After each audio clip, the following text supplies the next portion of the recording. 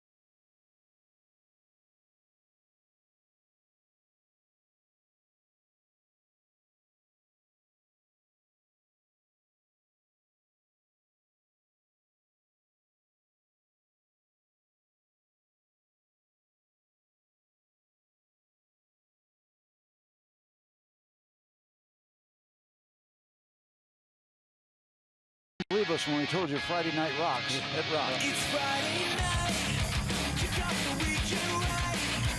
Everything will be alright if we make it on time. I'll see you Friday, our best friends, back in the city of bridges. The city of bridges, we've got so much time. Tonight, we're gonna live it out tonight. Forget about my whole life, it's not forever, just tonight. It's not forever, just tonight. No, not tonight. It's not forever, just tonight. It's tonight. If you don't think we bring stuff to you on a Friday night, you better not miss another Friday night.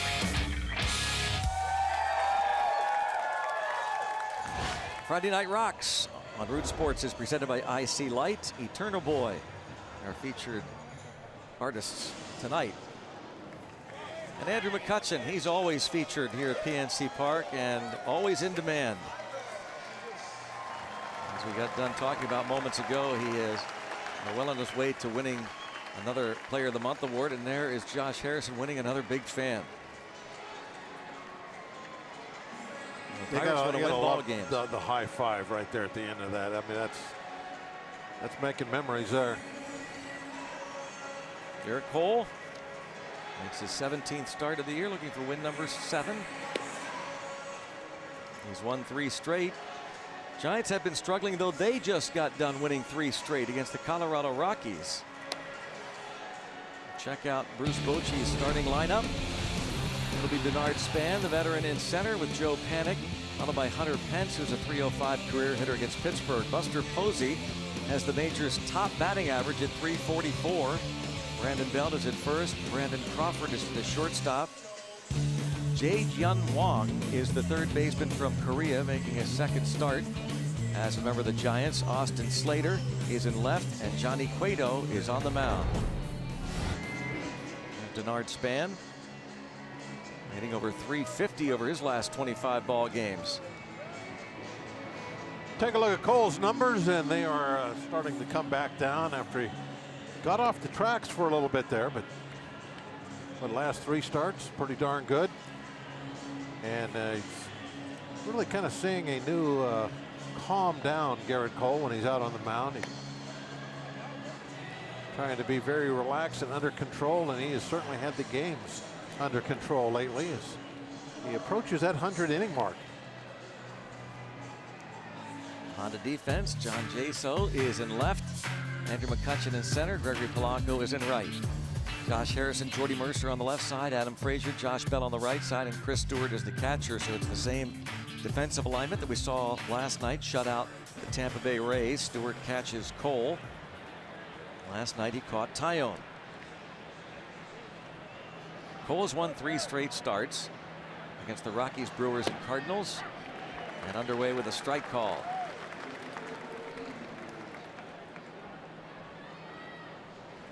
Nice 81 degrees at game time.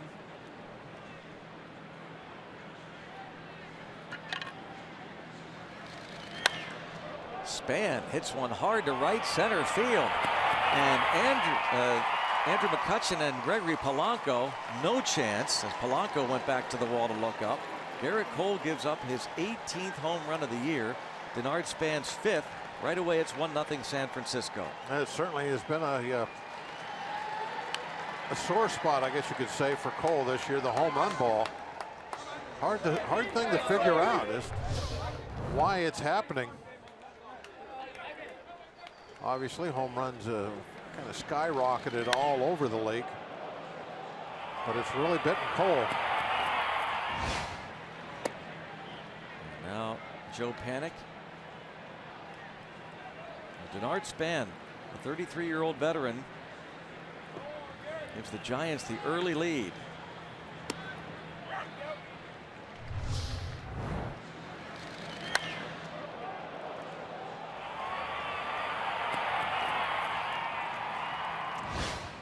Cole just kind of a matter of fact and asked for another baseball.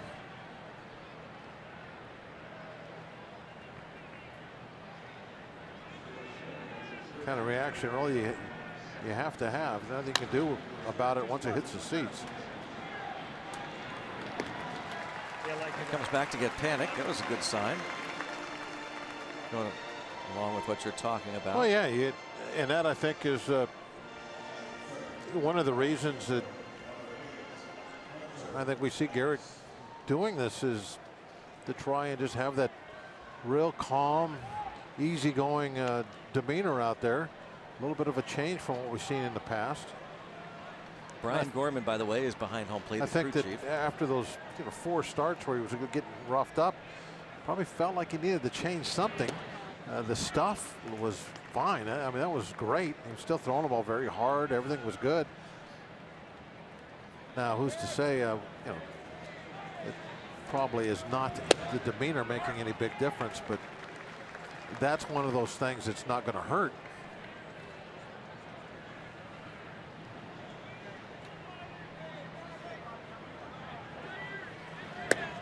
Pence, Hunter Pence, 1 ball 2 strikes. The home run ball, it is hard to figure.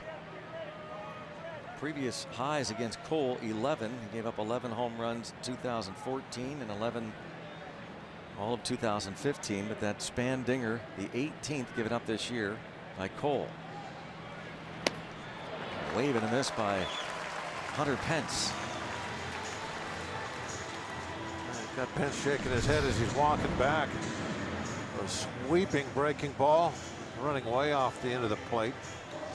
You could tell there by the swing that Pence needed a bat about a foot longer if he was even going to foul that one off. Garrett Cole is 3-0 with a 1.59 ERA and 4 career starts against these Giants.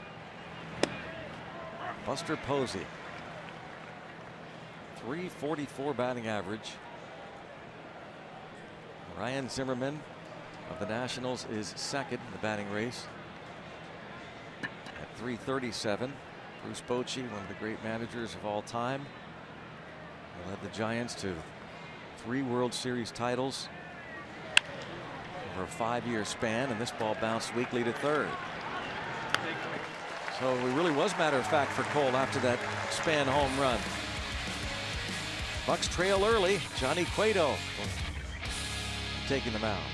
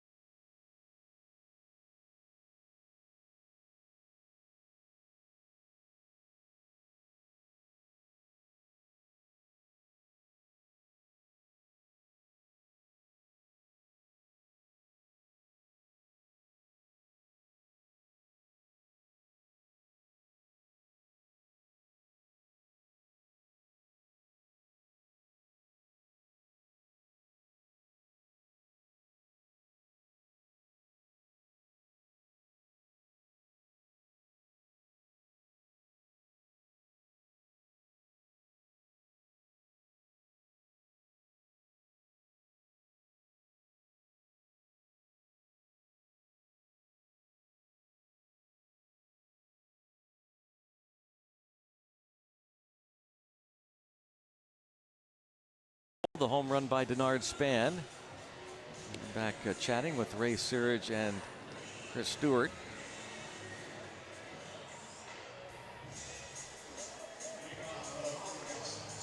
Adam Frazier will be leading things off for the Pirates here in the bottom of the first. Our RAV4 starting lineup has Josh Harrison hitting second. Of course, Andrew McCutchen back in the 3 spot in this homestand, and a .277 career hitter against Johnny Cueto. Josh Bell is at first with John Jaso in left. Gregory Polanco homered last night. He's 6th in the order. Then it's Mercer, Stewart, and Cole facing Johnny Cueto. And right away, Adam Frazier singles to left. Got to believe he got up there and just thought, okay, I'm going to look fastball away, and that's what he got. So why wait? You get your pitch, hit it.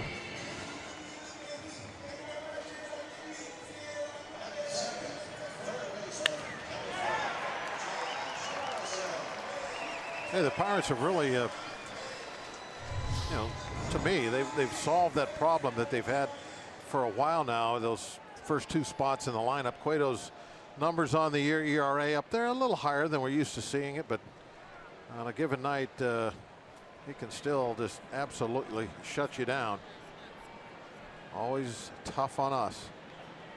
You know what I mean, Greg, with the on-base percentage? I mean, the number 3 guy, who now is McCutchen, is really seeing a lot of opportunities for RBIs. I think you look at the the top 4 players. Here's a liner for Jay Hay, first and second.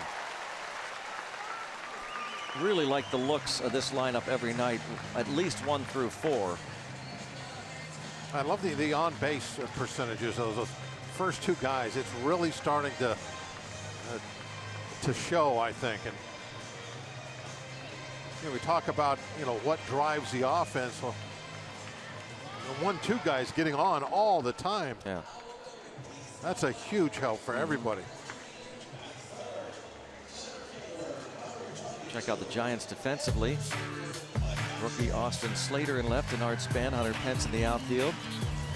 Jae-Jeon Hwang is the third baseman with Brandon Crawford on the left side. Joe Panik, Brandon Bell on the right side, and Buster Posey does the catching. Gold Gloves up the middle. Posey, Crawford, Panik. And already the Cueto chance. Resume here. Great moments in Pirates history. Cueto on the mound as a member of the Cincinnati Reds in that wild card game in October of 2013. McCutchen on base all 4 times he came to the plate last night.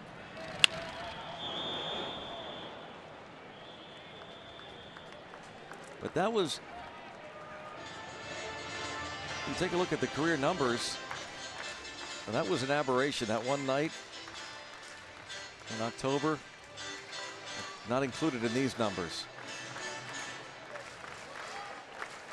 Phenomenal how he has done against Pittsburgh. 8-0 last 12 outings against the Pirates with a 1.56 ERA. Just kind of goes to show you that one night was a magical night here at the ballpark.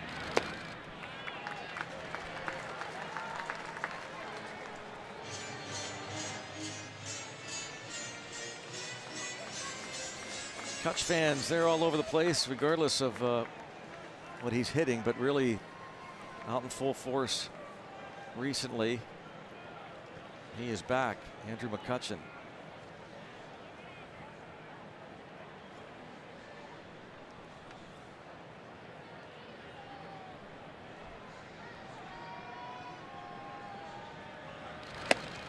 Lays off, tough pitch. Yeah.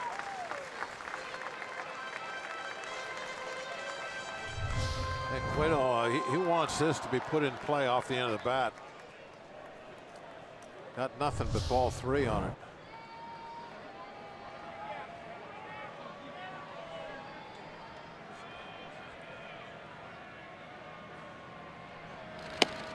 And he walked him to load them. Ooh, looked like very close to the same spot. Cutch said no thank you. He'll take the walk. We prefer a bases loaded, nobody out situation. Here comes Josh Bell.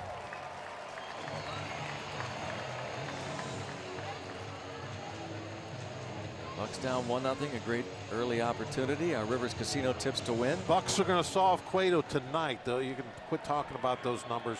They come to an end tonight, and Bell's going to have another 6. You know what that is, right, Greg? I do now that you looked it up last night. Yeah. Breaking ball for a strike. Actually, if he gets a 6 here, it'll be 4. Yeah. We've been talking about Josh Bell occasionally takes what looks like to be a swing like he's holding a cricket paddle instead of a bat. Rounded to first. And it's turned into, no, I don't get to. Cueto said he had the bag. It'll be an RBI for Bells. Frazier scores. Belt fired to Crawford, back to Cueto, and the first base umpire Dan Bellino says Cueto was off the bag, but Cueto's looking to his dugout saying you got to check that one.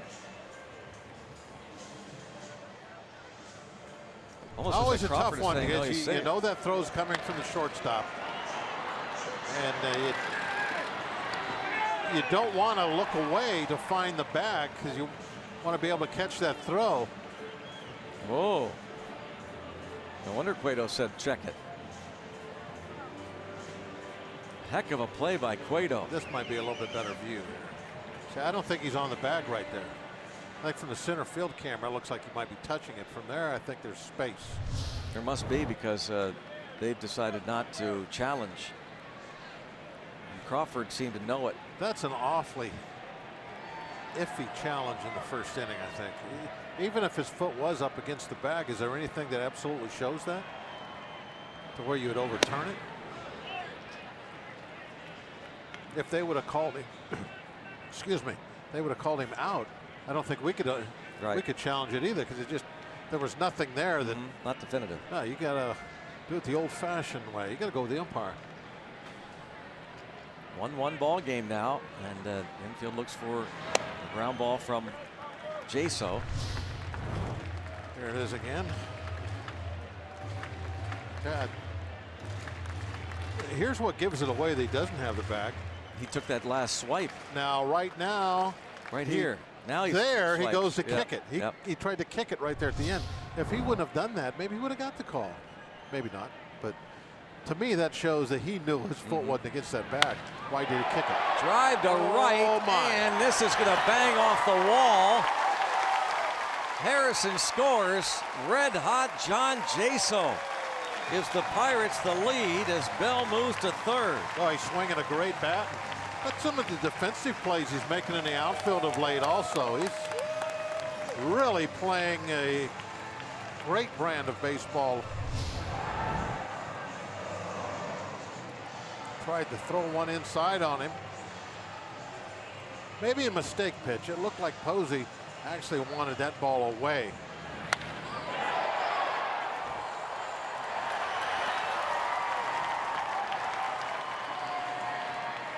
By the way, a 6 for Bell. We were talking about it before he put that ball in play. That's apparently, according to the folks at Google, I think it was Google, that's a home run in cricket, a 6. Well, he picked up the RBI. We'll wait for a 6 later, although Jaso almost had a 6. He'll still get a 6 tonight. Dave Righetti, an early trip to the mound. Cueto before tonight had given up a total of 7 first inning runs all year, only 5 earned, and already the Pirates with 2. There's that stat.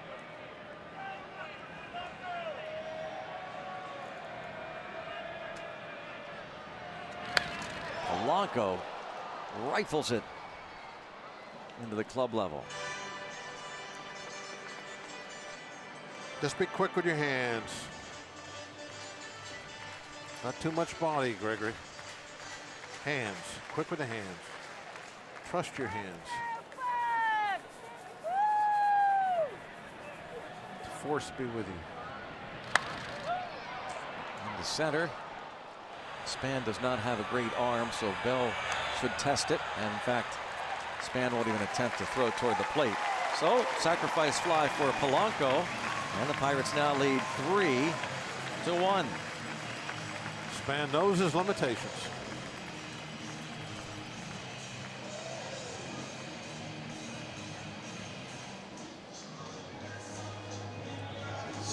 Right away, the Pirates erase the deficit. They've got the lead now against Cueto.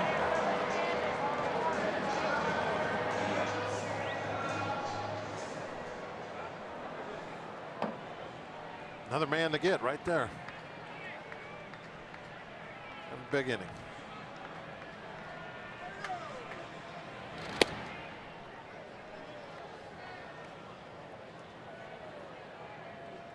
Mercer hitless in his last 12 at bats. 2 for his last 24. His last 7 ball games. After a phenomenal stretch. And he's hit the ball hard at times in the past week.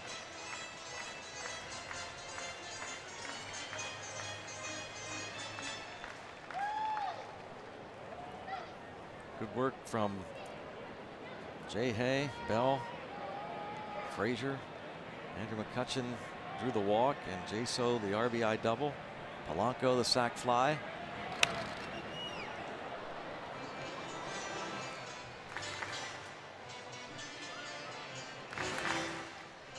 A lot of stuff has happened. Only 17 pitches thrown by Cueto.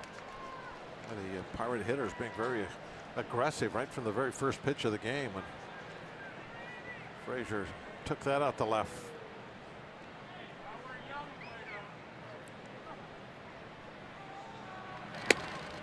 No, smidgen outside. That's one pitch probably that's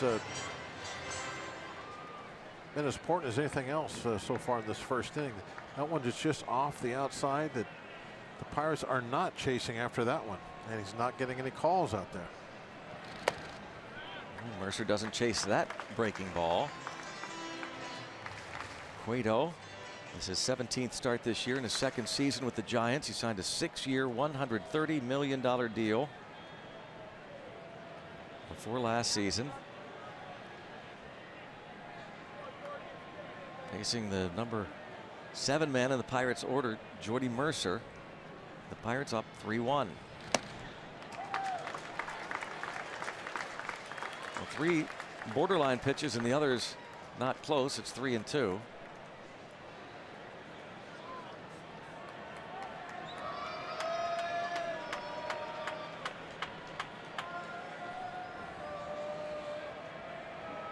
Dave Righetti, Giants pitching coach.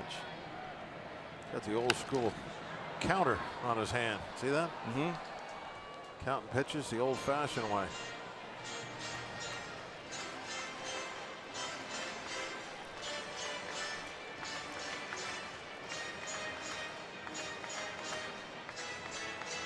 You see his left hand, he's got the counter. Yep.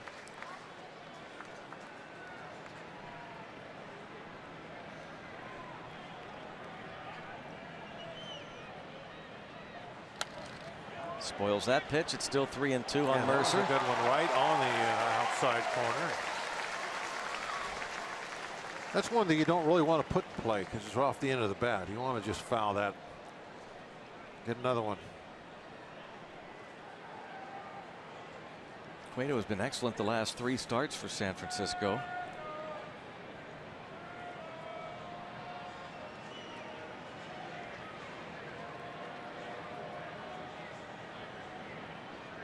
Two-time All-Star, started the All-Star game last year. And he gets Jordy Mercer for the final out. 3 in. John Jaso ripped a double off the wall. 3-1 Pirates.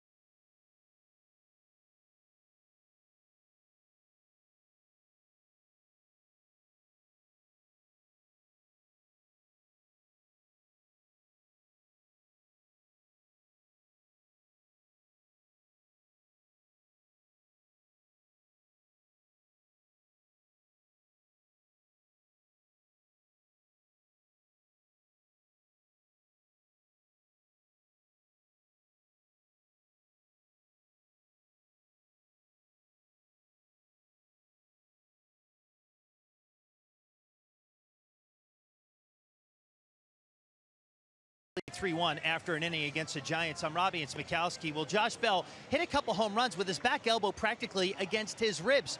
Pretty good power for a guy with such a tight swing, and his teammates have come up with a pretty interesting name for that swing.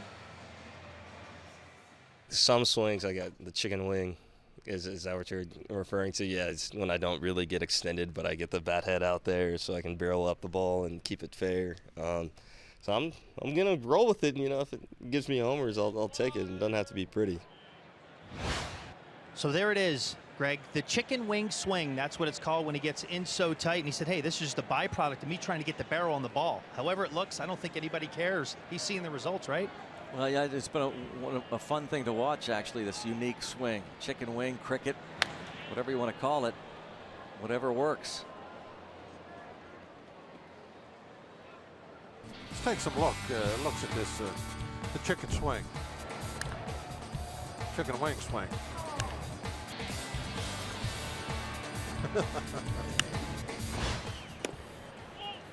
There was one that Roy had this year where it looked like the ball was about to go between his legs. Chicken wing swing.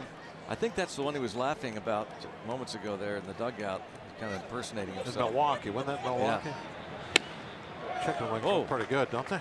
Yeah. Oh, the close-up too.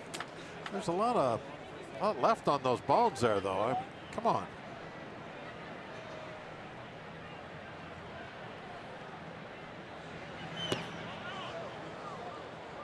Like he wanted a chicken wing swing there, didn't would he? have been a very good candidate for the chicken wing. Brandon Belt.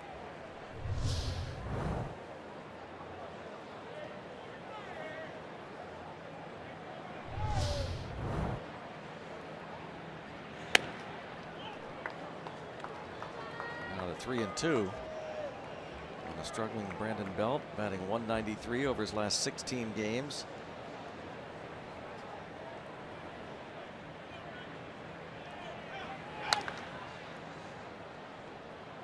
Giants come to town despite their 3 straight wins.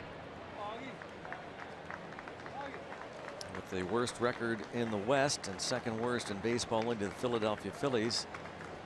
Giants are 30-51.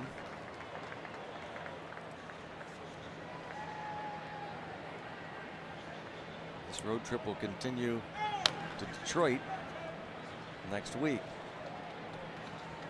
Still 3-2 on Brandon Belt, followed by Brandon Crawford. National League West. Giants, not too often over the years are they looking up at 4 teams. Yeah, even in their years where they don't win, they still are a pretty decent club, but on pace to lose 100 games. They have not lost 100 games since 1985, when they lost exactly 100 games. 62 and 100.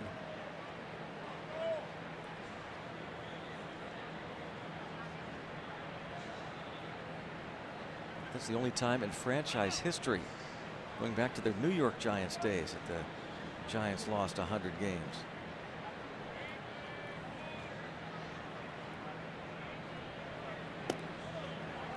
Leadoff walk to Belt. Injuries have played a part, no question about that.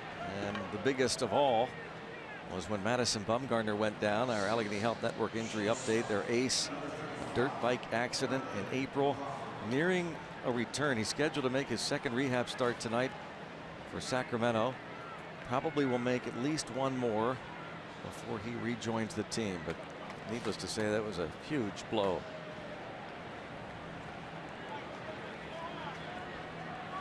Now brother-in-law matchup. Garrett Cole against Brandon Crawford.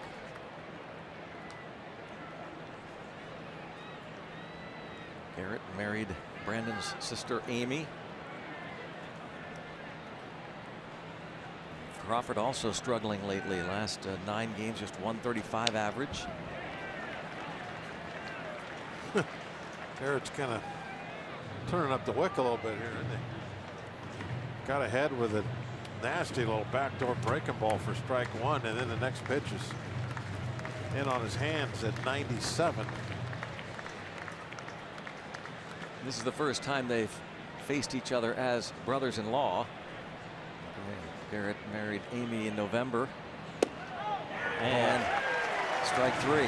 98 at the knees on the corner. You cannot be pitched tougher than that.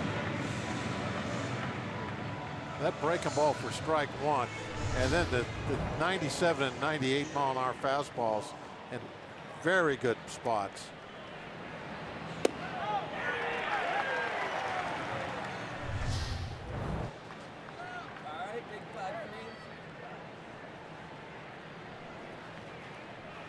1 out with Belt on at first. Wong takes strike.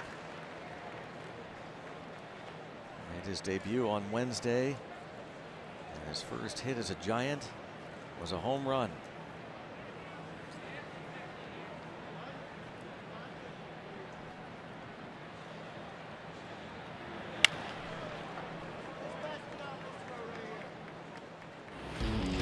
Here it is. His first hit. A go-ahead homer off Rockies. His 3rd career at bat. 17th Giant to have his first major league hit via homer in his first major league game. Oh, wasn't a cheap one either. Did you see where that one landed? Yeah, it was a bomb. Way back in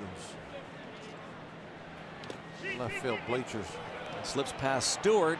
Off balance throw. And Belt safe at second.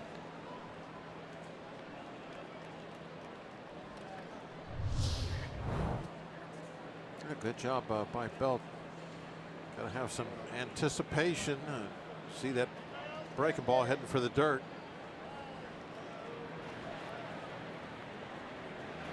A wild pitch. That's Belt move into scoring position. In the count of 1-2. Jae-Jun Wong.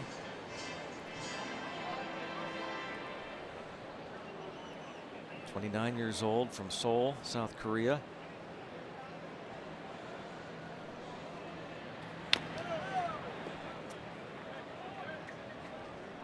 (10 years in Korea), hit .279. Last 7+ years played for the Lot Giants of the Korean baseball organization. So he remains a Giant after beginning this season at AAA Sacramento. And like a lot of players signing a minor league deal, this one for $1.5 million, he had the opt-out clause, and if not called up by July the 1st, he would have gone ahead and used up that opt-out clause, but they brought him up, and he pops up again. He continues to foul off pitches from Cole.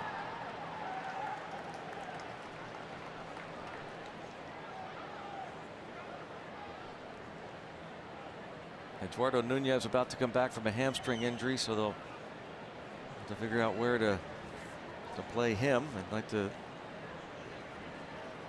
give Wong every opportunity.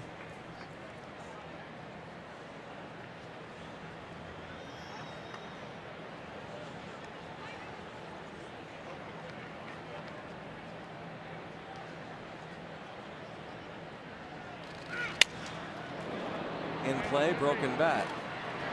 Whoops. Wow, Bell kept his foot on the bag. Josh Bell gets the point from Cole. We're going to have to get a name for that one too, because we see him do that occasionally, where he just kind of like lays down and reaches as far as he can. Got the chicken wing swing. Need a name for this play. We've already had a suggestion, the Bell E flop. Or the non-E flop, because he saves an error there. Unique way to do it. Watch him drag the toe right across the back.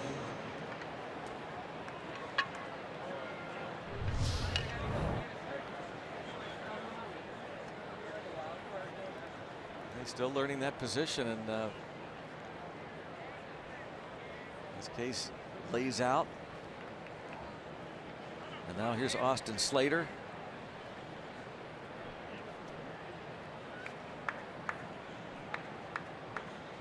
Slater has been dealing with a hip flexor issue, so he's missed a couple days.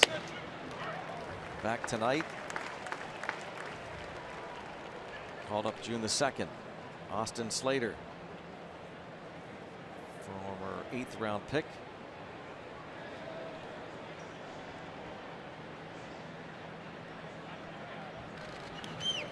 Oh, save there from Stewart. Armpit save.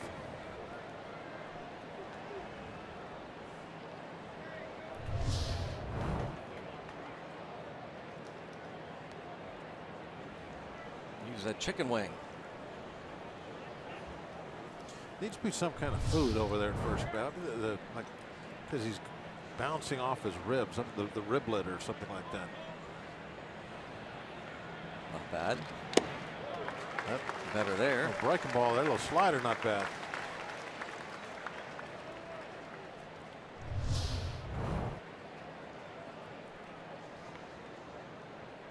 Boy, that glove didn't have to move an inch.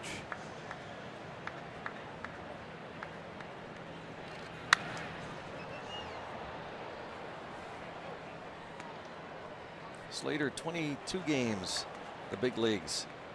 A couple of homers, 12 ribbies, 8th round pick 3 years ago out of Stanford. 25-year-old from Jacksonville, Florida, Austin Slater.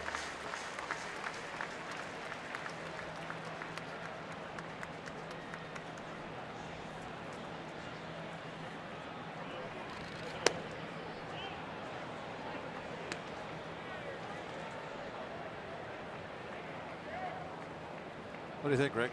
Fastball up. Strike 3. What was that last pitch? That was a slider. Went down and away a little bit. Fastball up it is. Strike 3. And a nice fist bump there from Stewart. Not as much from Cole. No, Cole, nothing. Nothing.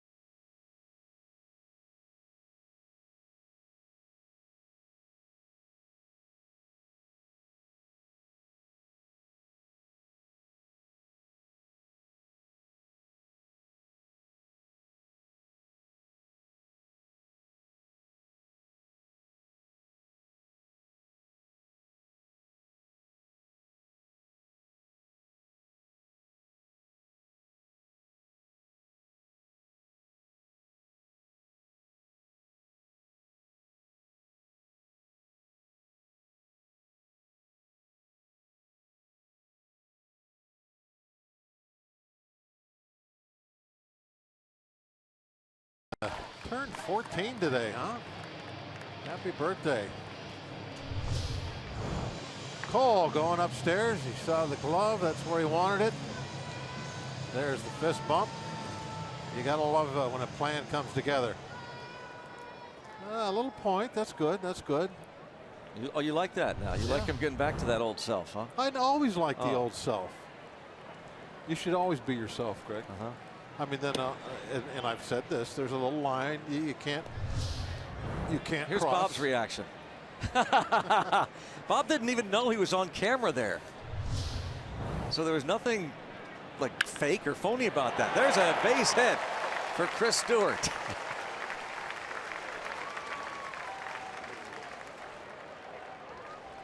I was just excited about the high fastball. I know. I said nothing wrong with that. And again, like I said, you didn't even know you were on camera. We're always on camera. It sits right here in our face. We look at it all night long. Oh, that's right. The base hit for Stewart. So now Cole can try and sacrifice him to second. Cole has 5 sacrifice bunts. Stabs at that one and misses.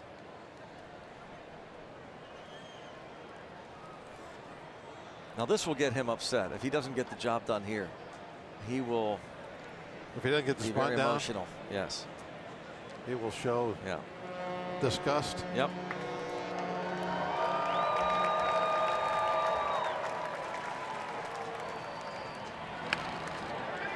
Well, you can be matter of fact about it now because he got the job done. Picture perfect.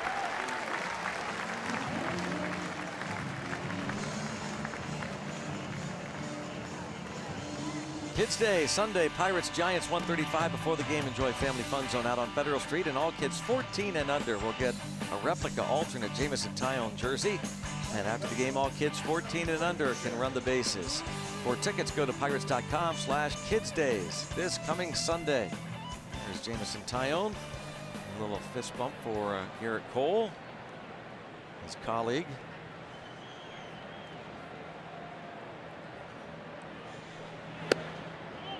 Frazier, first pitch swinging in the bottom of the first, singled.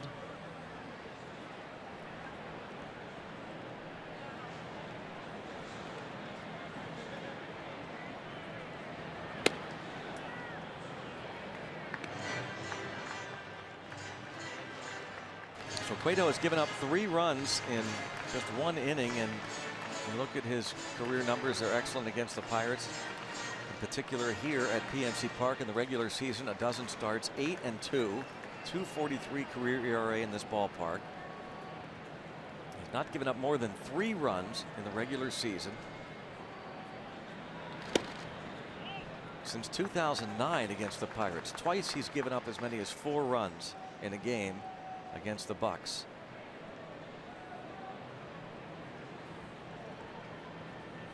A 3-0 count on Frazier.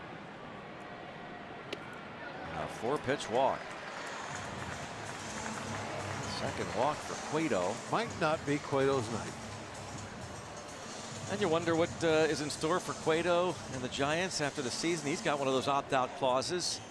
In fact, John Heyman tweeted out not too long ago that he plans on opting out, but is willing to negotiate with the Giants for an extension, a longer deal.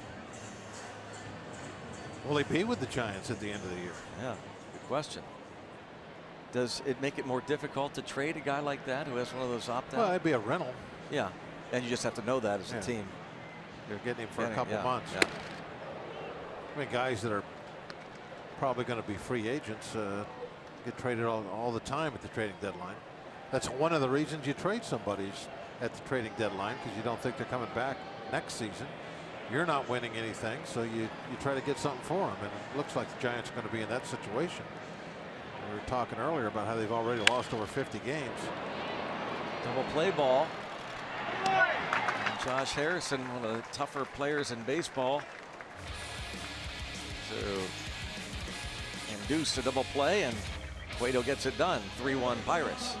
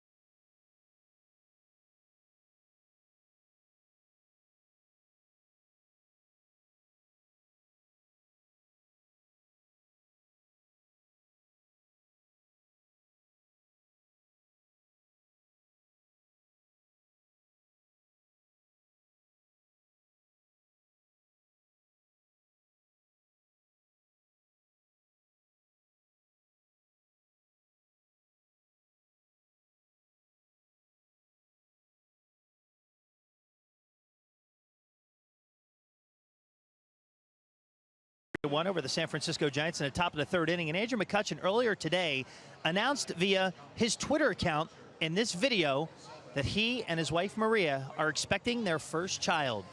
Baby McCutchen is due December 2nd, 2017, and earlier today, he discussed his feelings about having a baby. Me and my wife are expecting, so yeah, it's fun, man. I've known for quite some time now, but just now letting the public know. So yeah, man, it's an exciting time for the both of us. So just felt that it'd be proper to, you know, let everyone else know, and you know, just the congregation, the fans, whoever. So yeah, we just announced that to everybody, and yeah, man, it's a lot of fun. A lot of fun right now. Looking forward to it. So big congratulations go out to Andrew and his wife Maria, Maria's family, Andrew's parents, Lorenzo and Patrina, sister Lauren, expecting the first grandkid, and niece or nephew for Lauren. And also a big credit goes out to Ken Brown of the Pirates for doing a fantastic job putting that video together. Great day for the McCutchen family and the Hans Sloven family on Maria's side. Absolutely. Thank you, Robbie, as Cueto bounces out. Yeah, Andrew McCutchen. What a year 2017 has been for Andrew McCutchen, the Pirates, and Andrew's family. The new one expected in December, and you know, who knows? We've talked about this division being up for grabs. The Pirates are just 4 back of the Brewers in the Central. Maybe postseason play, maybe a division title.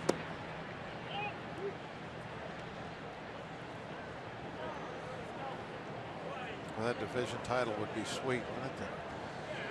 How about all the work they've done to try and get to the postseason? They did 3 straight years, at one point 98 wins, but didn't win a division. Yeah, you got to go and play in that play-in game and yeah, see what happens. Anything, obviously, we've seen can happen in just a one-game scenario. You're immediately thrust into a Game 7 situation. So it would be awfully nice to get a first place and actually start off a little bit more relaxed with a series. But that's a long way off. A lot of work to do. Just a little over half a season, in fact, for the Pirates. Situation has kind of kept the Pirates hanging around. Situation being that nobody in the division really is doing a whole lot. Yeah, and now the Pirates look like they're starting to put things together. A lot of areas are starting to click. And maybe this will be it. I've heard some people kind of upset almost that no one's taking charge of this division. You embrace it. Embrace the fact that no one's taking it, because you have a chance to win it now. Thing. It's a real good thing. Other years this would be over. Yeah, but there's an opportunity here. So be happy. Don't be upset, sad, mad that no one is taking charge of the division. Be thrilled.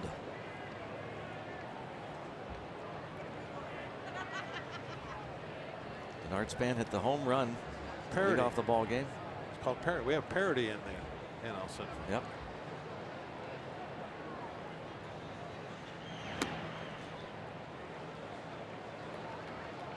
Fastball misses badly. Everybody likes parity until you get it. That's right. Ah, that's funny. Parity, not parody.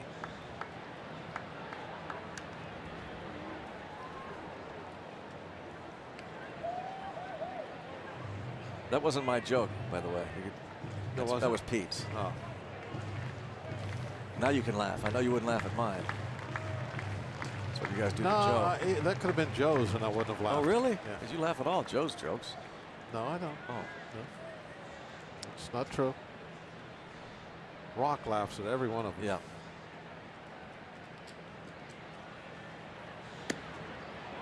And a walk to Span.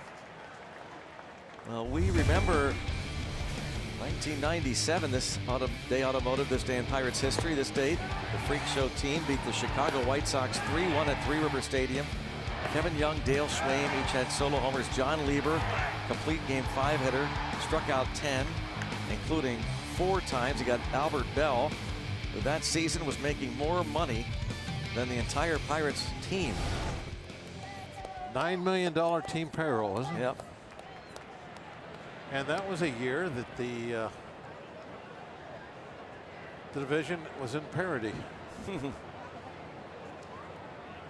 Nobody took charge. Astros won it. 84 wins. They went 84 and 78. Pirates finished 79 and 83. But it went down to the final weekend before the division was decided. Back then, the Astros were a National League team in the National League Central.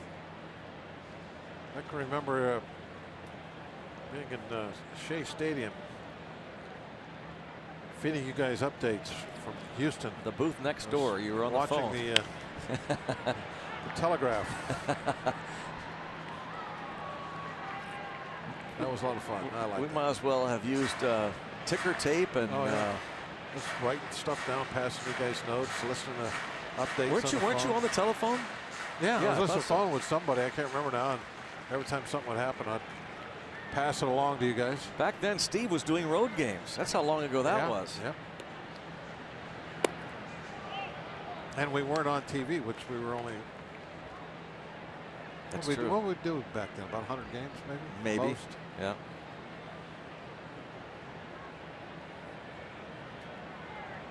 Back then, John Wayner was a Marlin. Yeah.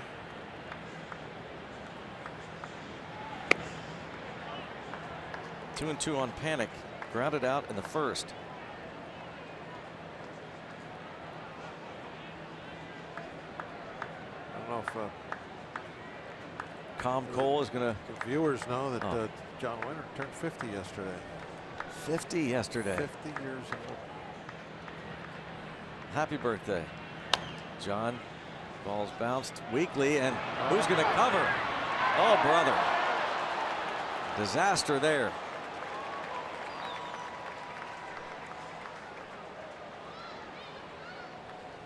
Frazier, Bell, Cole. Now there's the angry Garrett Cole. Yeah, I don't think that's the laid back Cole. He's definitely showing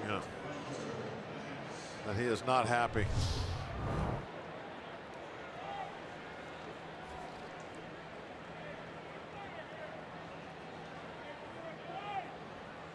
Now Stewart and Josh Harrison going out to try and calm him down. That's the old Garrett Cole.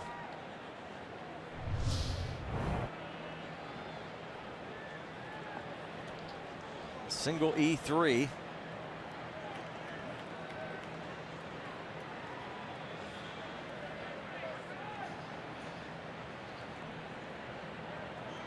It looked as though had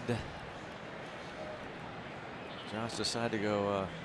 Well, that's one that Garrett just has to go straight to the back. Yeah. I mean, actually, you're supposed to go straight to the back Regardless. on every single one of them. Every And time. I think straight you to know the he's back. probably mad at himself as much as If anything. you go straight to the back, then there's no confusion about who's going to take the ball. And a base hit makes it 3-2 as Hunter Pence singles home span.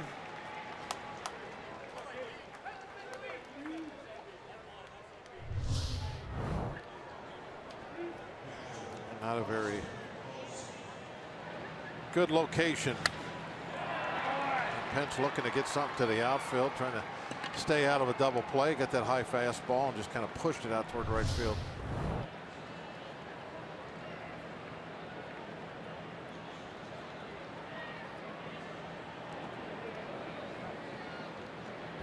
Now Buster Posey.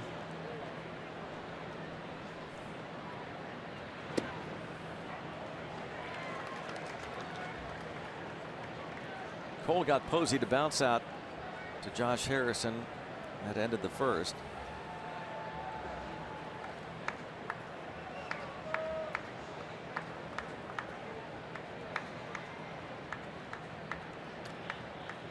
Posey won the MVP in 2012.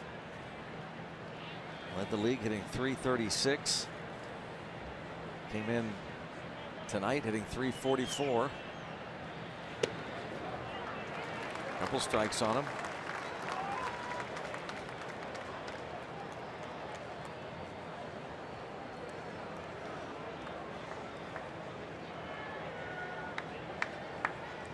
Remember when Posey got hurt in 2011 toward the end of May that year, that home plate collision, his left leg fractured. Chris Stewart got a bunch of playing time for the Giants, and Posey goes down on strikes. 4 Ks. That's coming up big right there when you get the league's leading hitter at the plate, man at third and 1 out, and you get the big strikeout. That's the kind of stuff that Cole definitely is capable of doing.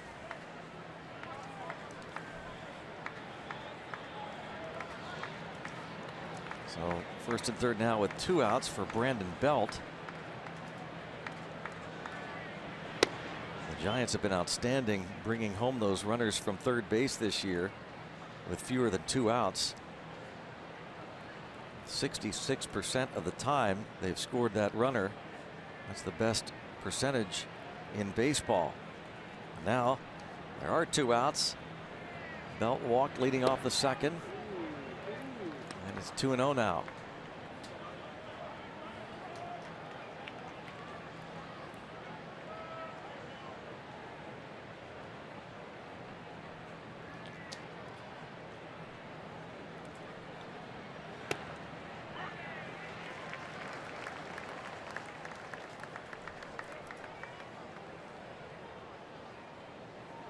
Belt will be followed by Brandon Crawford if he reaches. Crawford struck out looking in the second, and Cole looking for this final out. You see the pitch count can reach 60 here. We'll have to throw at least one more.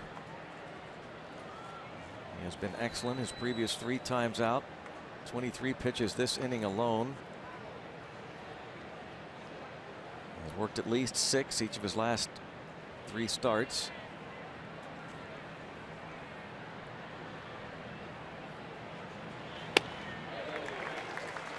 Wow. 99 that time, Greg. See, I don't think him showing emotion works like it does on other guys, to where it becomes a distraction.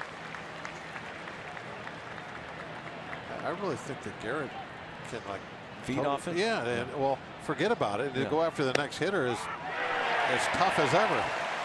Oh, third strike. It gave it a nice little fist pump there. I like it.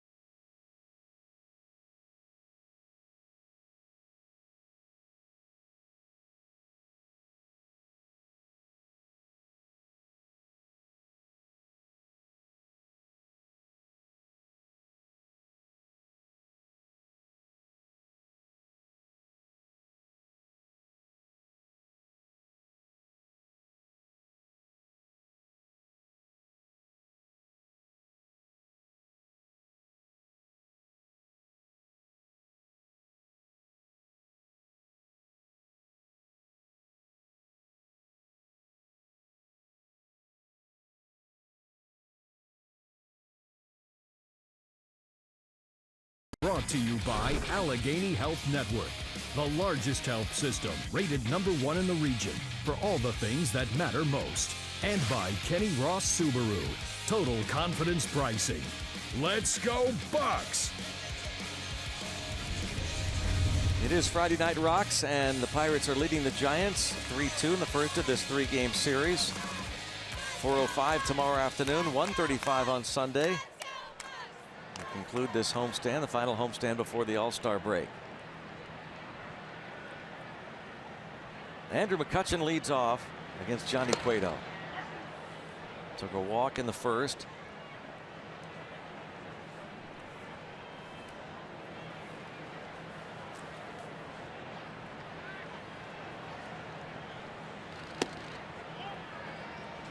Cueto tried a quick pitching there, didn't he? Did that last inning against, I know it was the first inning against Bell, I think. Again, 2 in a row. Johnny Cueto was signed as a non-drafted free agent by the Reds in 2004. Trying to break up that timing. And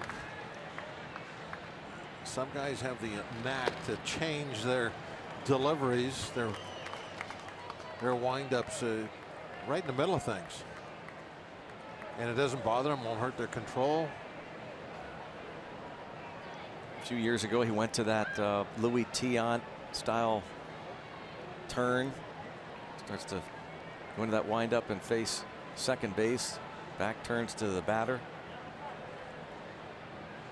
20-game winner for the Reds in his final year in Cincinnati in 2014. And hits McCutchen. 83. Not a fastball. Yeah, got him with a breaking pitch. Nobody likes that here. Maybe Cueto wanted to hear those chants again, because he's going to hear them now.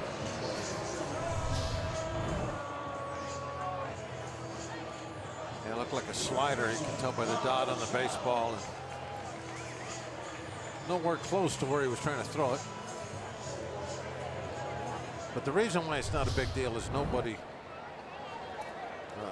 there probably has been somebody over the years, but 99.9% of pitchers, if they're trying to hit you or make a statement for whatever reason, they never do it with an off-speed pitch. You do it with fastball, obviously.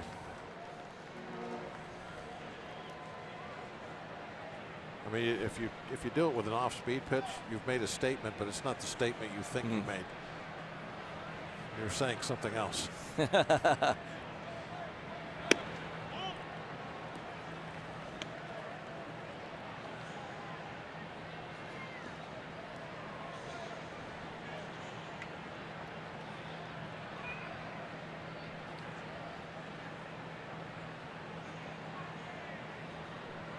One ball, one strike on Bell. Picked up an RBI. He bounced to Brandon Belt in the first. Brought in the first run for the Pirates.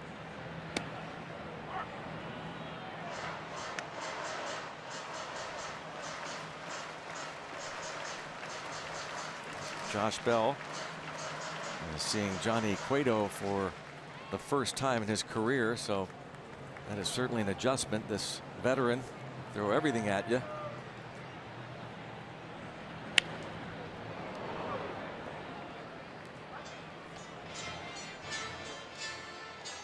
Bell now with 37 runs batted in. We'll reach the halfway mark tomorrow. The Pirates will, their 81st game.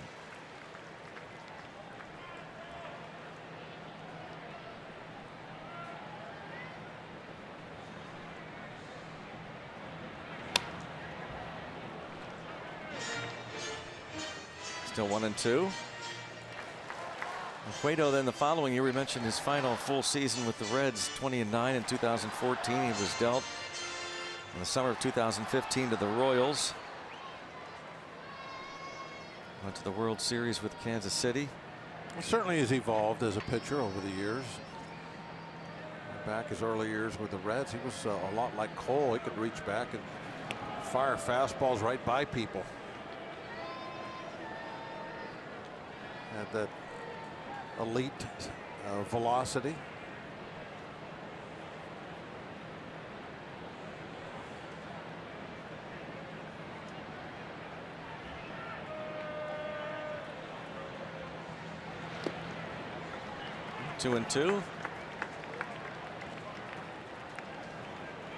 Cueto is 31 years old from the Dominican Republic. And that last season was a good one, his first year with the Giants. And the Giants went 16-2 in his first 18 starts before the All-Star break. Boy, he's having a good talking to right there with himself. He went 18-5 when all was said and done last year. And a comebacker stab by Cueto. A little surprised by it, and because of that hesitation, cost them a chance for a double play. Did not know where that ball was.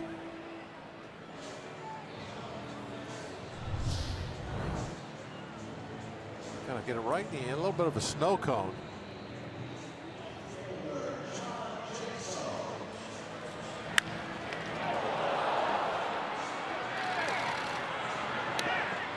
Not the greatest throw to second base. Close to pulling Crawford off the bag. Crawford Gold Glover, as is his double play partner, Joe Panik.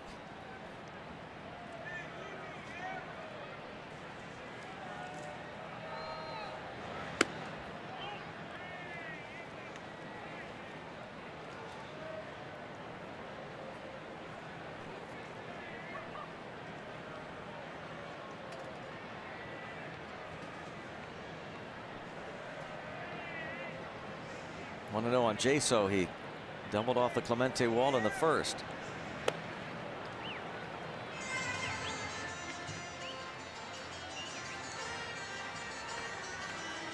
Andrew McCutchen and Josh Harrison talking back and forth.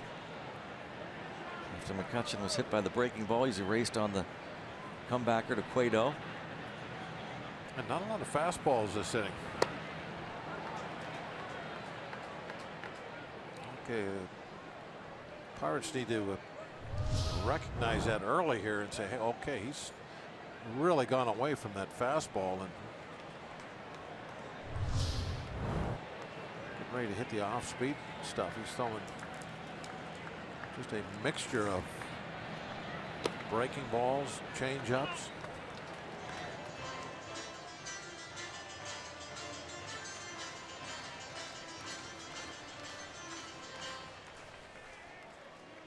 Francisco Cervelli still on the concussion DL, but started some running and working out.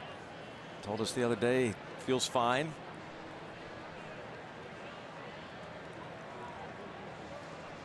Started hitting in the cage. And a full count on Jaso. There's a fastball, but he put it well out of the strike zone upstairs. Just kind of showing it to him, I think.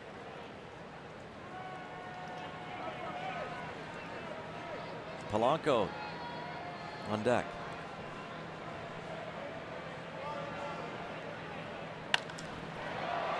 In the air to left. Austin Slater.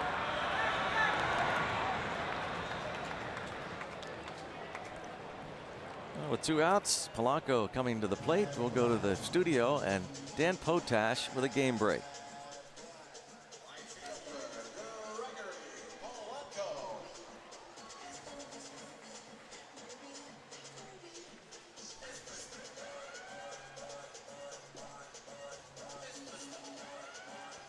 Geez, how about that? They are flying out of ballparks everywhere at a record rate. Adam Duvall homered for Cincinnati moments ago at Great American Ballpark in Cincinnati to take a 3-0 lead over the Cubs in the 4th.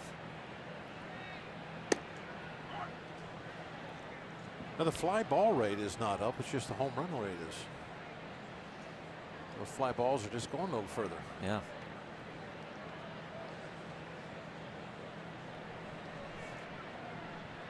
Makes you wonder about this baseball, doesn't it? Yep.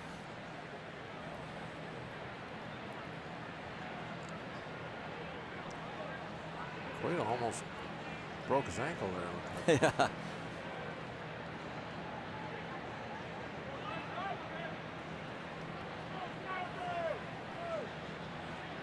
Polanco the sacrifice fly in the first.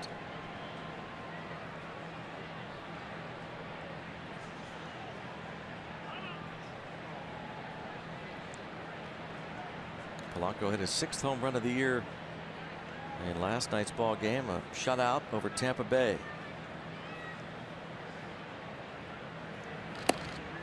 And he takes. Jameson Taillon was outstanding. Helping combine in that shutout. Got the W. Taillon went 6 1/3. Talking about the pieces of the team that are coming together, a starting rotation. One of those with Taillon back in there.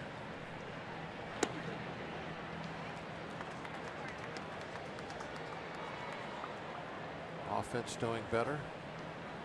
Hopefully the bullpen will start to settle down a little bit. Starting to see that bullpen get better slowly here over the last few games. Individuals starting to come along. So just 2 batters last night, but Tony Watson was excellent.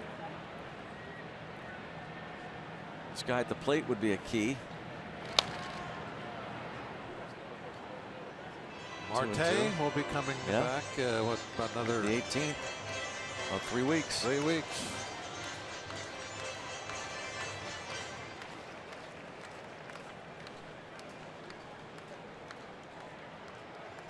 Well, Cueto's had to work each inning. See that pitch count at 55. So both Cueto and Cole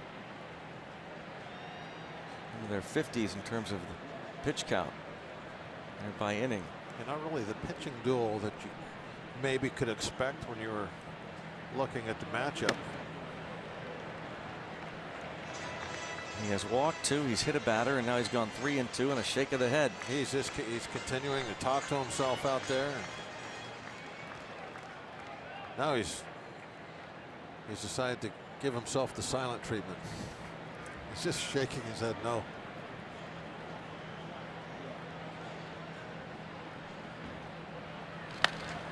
Fly ball to center field, and did he? Span. Just underneath a little too much. Pirates leave a man. They lead this ball game by a score of 3-2.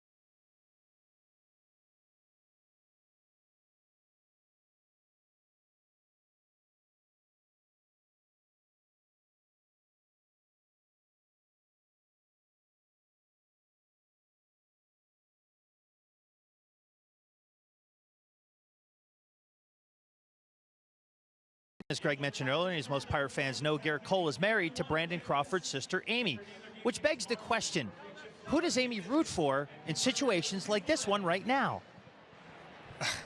She roots for her favorite players.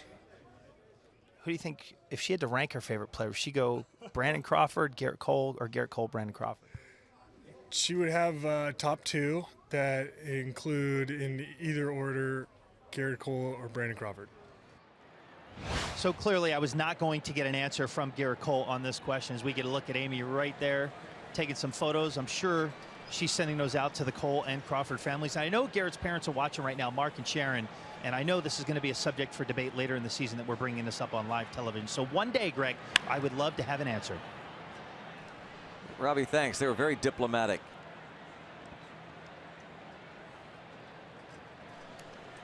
We saw Amy Crawford A.B. Crawford Cole sent out an Instagram picture last night from Mount Washington. She and her brother and Brandon's wife. Great shot, and she talked about how this ball hit well to left. Jaso will make the catch, but how fortunate they were that the Giants had an off day in Pittsburgh. They could enjoy the family together as Crawford flies to the warning track the other way, so he's 0 for 2 against Cole.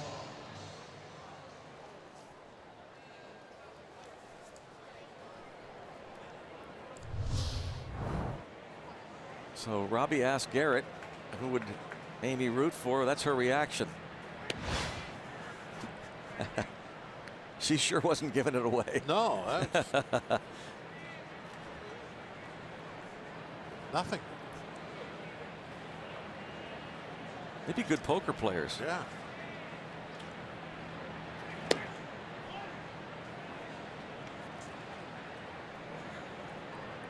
Crawford has struck out looking now and flied out. His first 2 at bats against Cole. Jae-Jun Wong bounced to Harrison his first time up.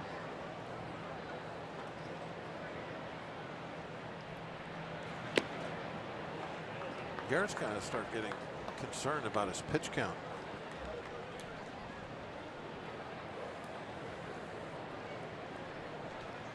He just looked up. You wonder, was he looking at, was he looking at the pitch count? I don't know. He was looking up that way. It had to be the speed. And what would he look up that area for? I don't know. I mean, that side ribbon board shows making sure the pitch count. Maybe he's looking, making sure what the count is. That could be, yeah.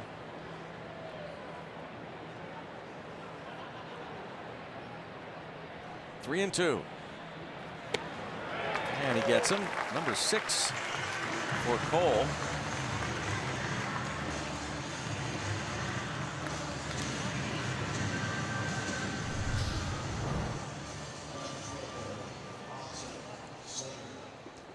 Right down the middle. Look at that spot where that ball is, Greg.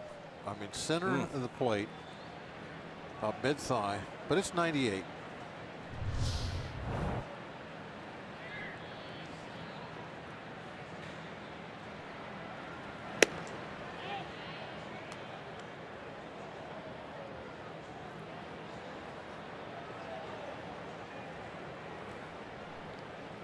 There's that side ribbon board we're talking about. He was looking up that way. He's looking at the K signs. See how many strikeouts he had. It's up that way. No, that was further up. Oh, okay. He's no Bob Walk. It's not like the chickens on the Montreal scoreboard at Olympic Stadium. Well, counting all those Ks, you know he's no Bob Walk. I might have one up there. He has struck out 6 tonight, which is the most he has struck out since his first start this month against the Mets, and just over the head of Adam Frazier. Good job there by Polanco. Hustling over there. Slater, the base hit.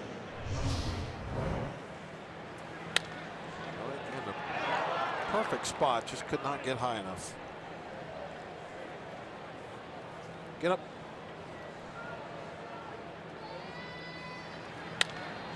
Cole reacts.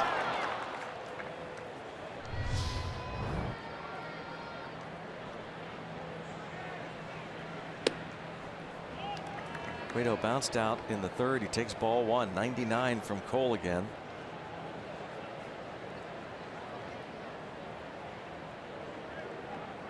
Whatever Cole did this winter to get ready, he needs to always do that. He has had just outstanding velocity from the first day of spring training on.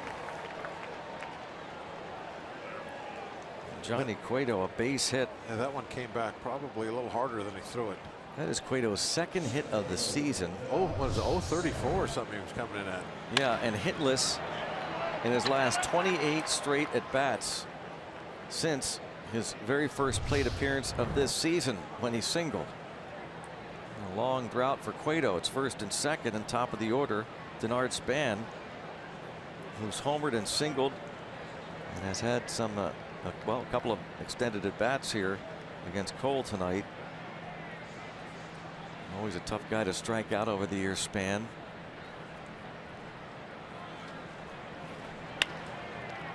And goes the other way, and Mercer gets to it quickly enough. Perfectly placed by Span. Nothing on the batted ball, but enough to get a hit out of it and load the bases. That's a nice decision by Mercer to kind of take the angle he did. Like right now, he realizes, okay, I can't catch it, so he went deep. He took a little angle, so he knew he could cut it off. Because if he tries a shallower angle and tries to make the catch, if he doesn't get it in the air, it probably bounces by him, and his hit's so slow, it's going to roll to a stop before Jaso can get to it. Took that deep angle at the ball, made sure they didn't score a run.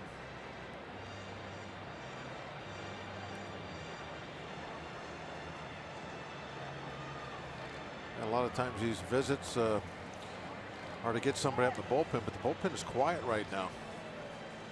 Ray just wanting to make sure that everything is cool and calm out there. First pitch strikes. Those are so important for Cole. They're important for everyone, but if you especially look at this graphic, biggest difference between opponent's batting average after 0-1 or 1-0. That is the highest of any pitcher in baseball. That differential. 165 0-1, 364 1-0. Well, he's doing a good job of it, Tom. Yeah. 75%. Yeah. I mean, that's pretty good. 1-0. Just because you go 1-0, though, you don't panic. You just keep going. Try to make the next Well done. pitch. That was very smooth.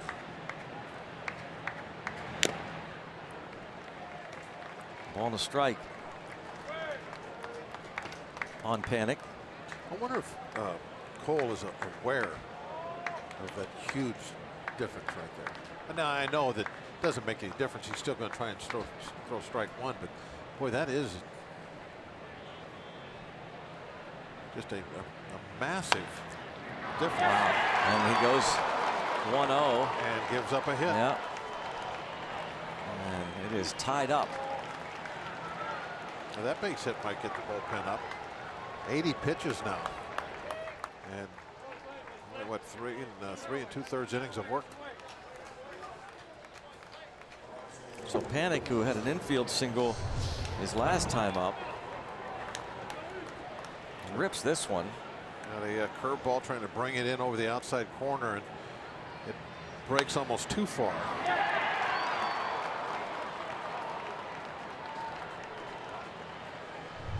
That's either too far or not far enough. You want to come in off the plate or stay out on the corner. That one just came right down the heart of the strike zone. Ball one on Pence. And the Giants have been swinging the bats better this past week. They're averaging a little over 5 runs a game over the last 7 games and hitting over 330 with men in scoring position over the past week. 1 ball, 1 strike on Pence. And struck out and singled in a run.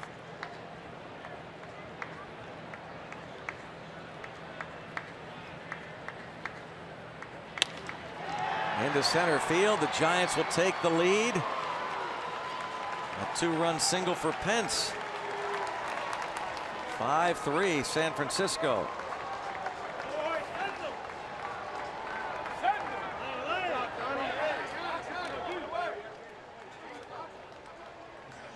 Cueto getting a lot of congratulations. I mean, he had a big hit in the middle of this rally. And that looks to be a slider. See the dot. That's going to be it. No, like Stewart was going out there to buy some more time.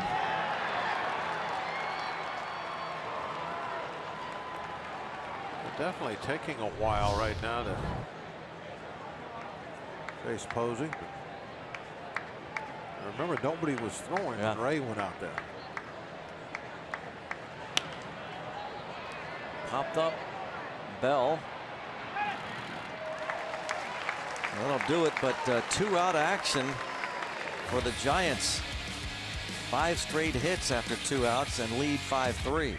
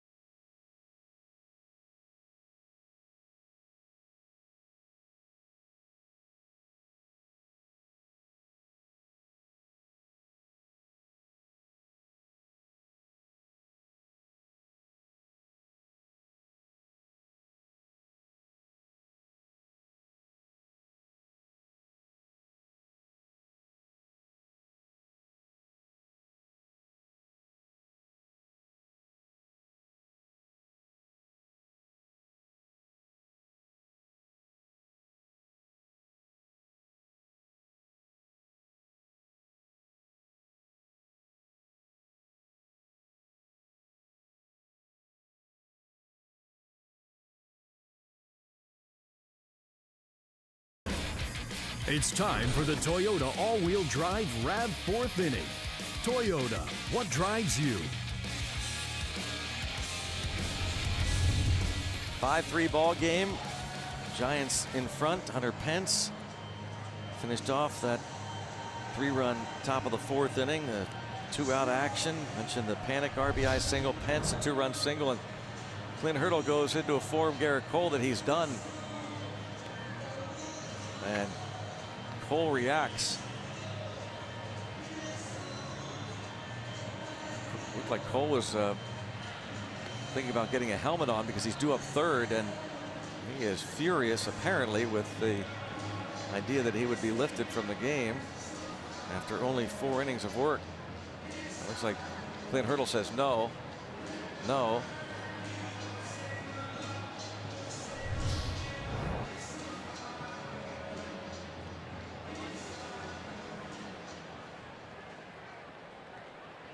Nobody throwing. I don't know if they're. I know. That would make you think he is going to hit. Yeah.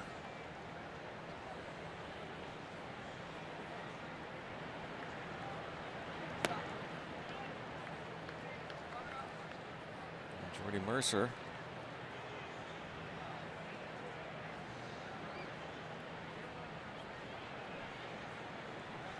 Yeah, he's got his helmet. He's still in the game.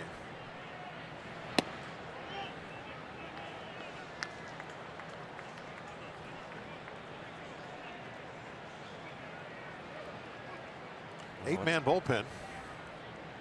Yeah, means there's a short bench. Yeah, just 4 guys on the bench. So maybe he goes and maybe he says, you know, if we get a guy on, we'll bunt you.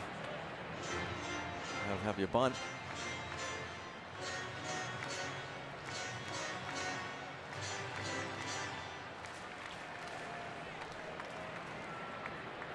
What were we saying about the cool, calm Cole earlier? Well, this is a difficult game for him. A lot of pitches. See Ray's kind of trying to calm him down a little bit.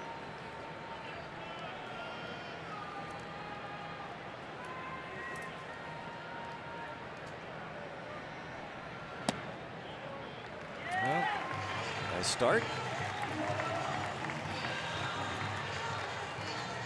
As you said, Bob, but not the score you would expect between 2 aces, Cueto and Cole.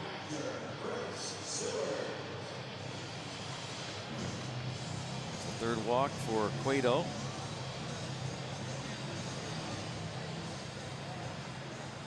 Chris Stewart single to lead off the second. Cole is coming out to the on-deck circle.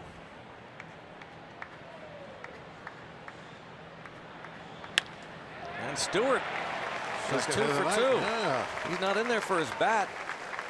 But tonight, 2 hits for Stu. So now Cole will try and bunt the runners over. Obviously, in a 2-run ball game, this is a very important sac bunt to get down. There's nobody throwing in the bullpens. Not only is he going to hit here, I believe he's going to continue to pitch.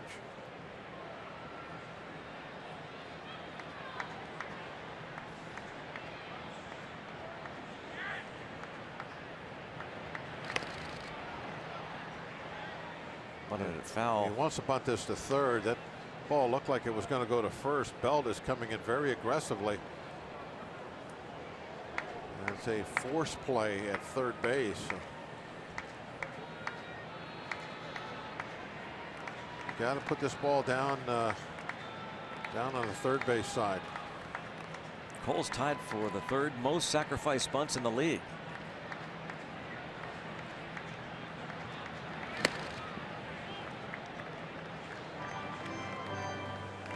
We've seen Cole at times swing away in these scenarios. Third baseman Wong. He loves to hit. Hold his ground. Yeah.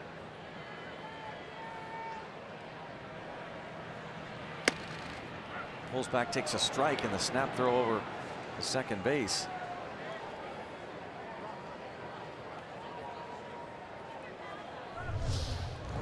Catchers are always looking to pick off that guy at second if there's a ball that's kind of bunted through, as it makes that runner kind of take that little jab step toward third base because he's trying to get that jump. Makes him vulnerable to that pickoff. Stabs and misses. Strikeout. Garrett Cole. Remember, Cole made his major league debut here at PNC Park against these Giants June 11th, 2013. Not only did he pitch an outstanding ball game, but he ended up with a 2-run single in his first at bat against Tim Lincecum.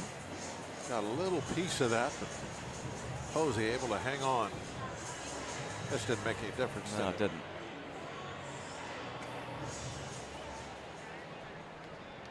Two on and 1 away for Adam Frazier.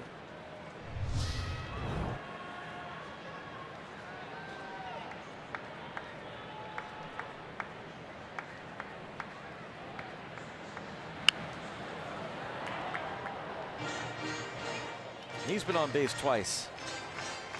A single and a walk. Mercer and Stewart aboard with 1 out, down a pair in the 4th.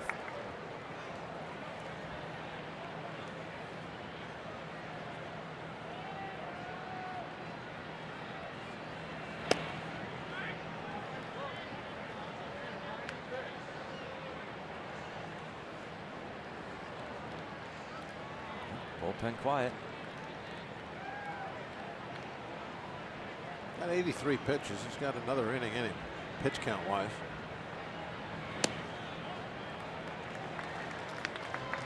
Is it possible Cole convinced Hurdle? No, I think the discussion might have to be about something else. Just wondering, why would Hurdle go over there? Why would he go all the way to the other end of the dugout?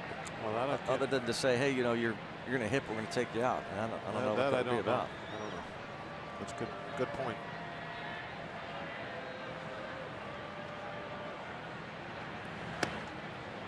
Well, now it's 3-1 on Frazier, and the Pirates are not getting the real good Cueto they see almost every night he's on the mound here.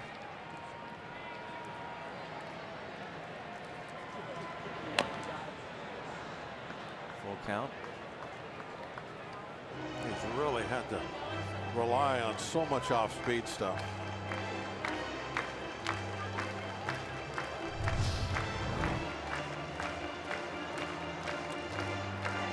Line that one right off his leg. Got the guard.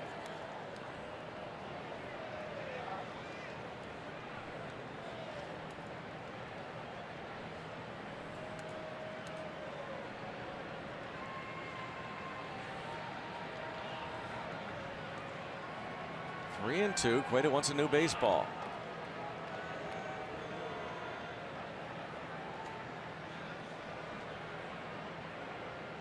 How beautiful is it, huh?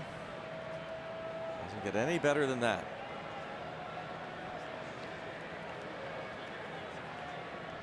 As J-Hay.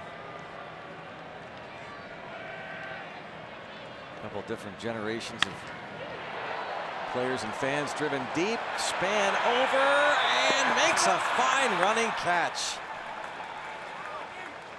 Boy, That was a Frazier good sent that job. a long way. All the way that notch. And when we were showing that that shot of the fans, I was thinking, look how much room there is between where they're sitting and where Span was. I mean, he was really shallow, but a nice jump and able to track that ball right into the notch. It's their look.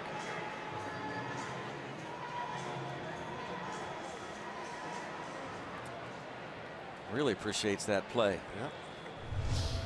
Not an easy night for him, but that made it a little better. That nice play. Needs a little of that stuff you rub into your beard to get rid of gray, huh? We don't see that too often, by the way. We just caught on camera this day and age with analytics and sabermetrics. There's a veteran, Denard Span, is telling Hunter Pence, move over closer to me. That's old school stuff. Yep.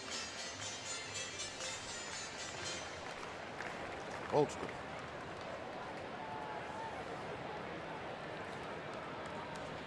It's old school too, huh? Kind of. A new take on, Yeah, yeah. on an old look. Yeah. 1 ball, 1 strike on Josh Harrison. Last time up, hit into a double play. Talked how rare that is. Second toughest to double up this season. Charlie Blackmon of the Rockies, the toughest player in the league to double up, and then J-Hay. Cueto doesn't need that now, just looking for an out any way he can get it. After runners. Be interesting to come up with an all full beard team. Talking about Blackmon. Yeah. Big beard, J-Hay, big beard.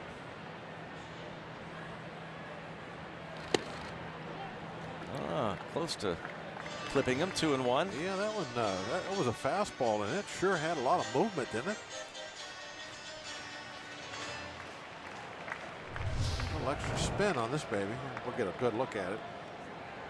Look at that ball start diving down and in. You see J-Hay, he was doing anything but diving. He was. It was caught behind his leg. Yeah. There was a lot of movement on that ball. He has been hit 18 times this season.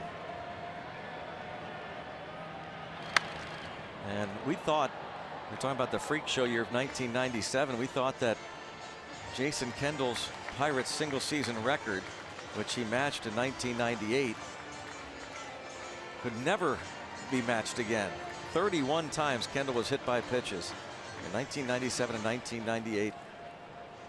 That is the record hit by pitches in 1 year, but J-Hay on pace to shatter that mark. And Weekly hit to third, so first and second, nobody out. Cole strikes out trying to bunt the runners over. Frazier the deep drive, and J-Hay bounces to third.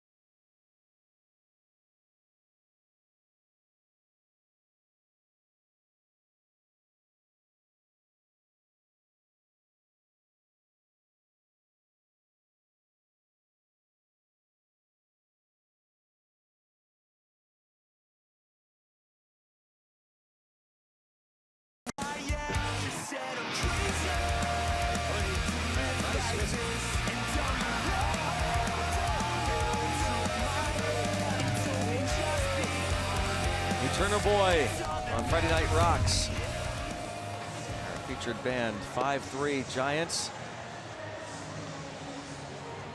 On the UPMC scoreboard on a fireworks night. Barge in place and sinking the anchors. See that? Now why is she so upset, Bob? Scoreboard, Greg. Oh. I'm upset too. Yeah. These guys aren't. Got the faith. And Garrett Cole back out there, so we'll maybe find out what that was all about. That very, very heated discussion.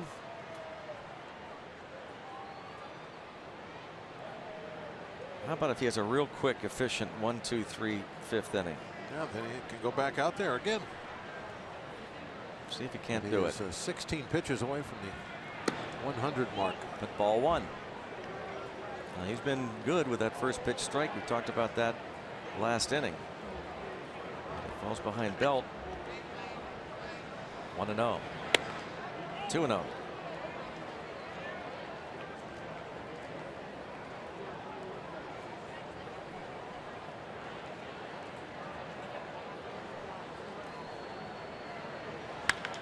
Ripped. Whoa. Mercer over on the other side of the bag. Line out to the shortstop. One out. We invite you to spend your summer at the ballpark with the Pirates Summer Six-Pack. Presented by Papa John's. Select any 6 games you want. Get a 7th bonus game plus a free pizza from Papa John's. Packages start as low as $126. Go to pirates.com/summer for yours today. Summertime in the Berg. Now Brandon Crawford. How's this back? Always looks like a nice place to be walking around out on the Riverwalk. Always. With a game going on. Yep. So beautiful out there. Look at that. Little booths open up along the way. Get you a barbecue sandwich back behind the Green Monster. 0-2 now on Crawford. Cole has won the first 2 matchups. Crawford has struck out looking, hit a ball to the warning track and left.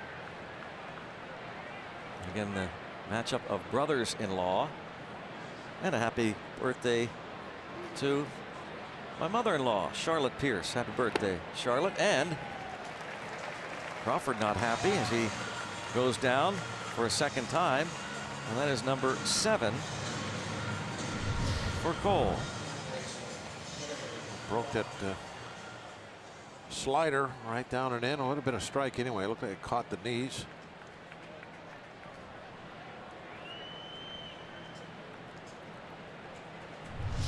Pitch Crawford very tough tonight.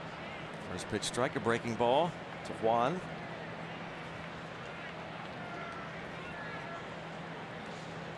Well, if he can get a quick out here, Greg, still leaves that possibility for another inning.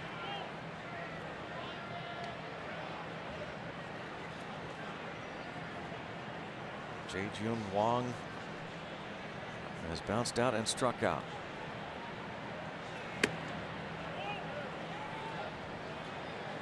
Still got good arm strength. Ball hit 97.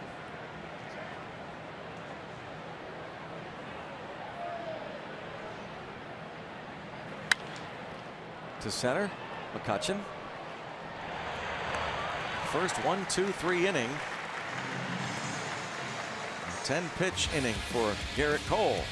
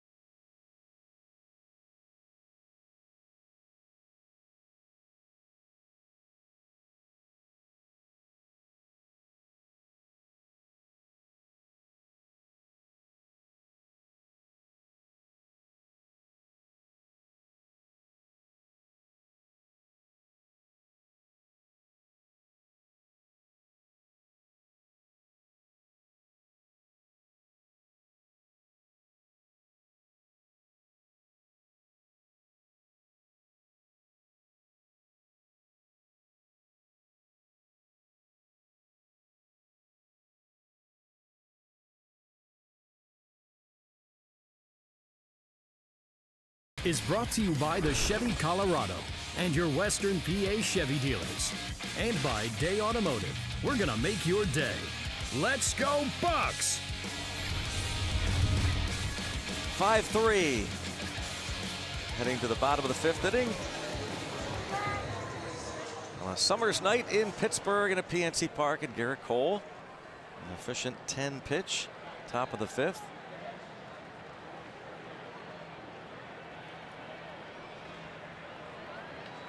Think we'll get some ice cream later? Garrett? Yeah, why not? You know any places to get ice cream around here? It's not really ice cream, but when you want to cool off and get something that's What is refreshing. that, Italian ice, maybe? I go to Rita's. Oh, yeah. Italian ice is even better. Out on the Riverwalk. Oh. There it is. Cool. Where have I seen that word before? Well, Chad pitches for the Pirates tomorrow afternoon at 4:05 against Matt Moore.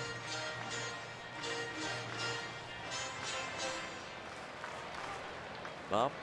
What? You said, where have you heard that before? Yeah, Chad. Yeah. He's right there. Just helping you out. Yeah, thank you. Appreciate that. And a slow turn by Cueto. Wonder if he's got the quick. He's got the slow. Does he have a medium turn? If he does, McCutchen might see it. McCutchen has reached base safely in each of his last 6 plate appearances. No turn. Make it 7. McCutchen. He's hot. We talked about it at the outset about McCutchen trying to win another Player of the Month award. A breaking ball. Tried to quick pitch him with that breaker. It was out of the strike zone, down and away. Greg, what do you think? This has been, I think, one of the big differences in the last, month? Yes. Being able to hit that pitch for a base hit. No question.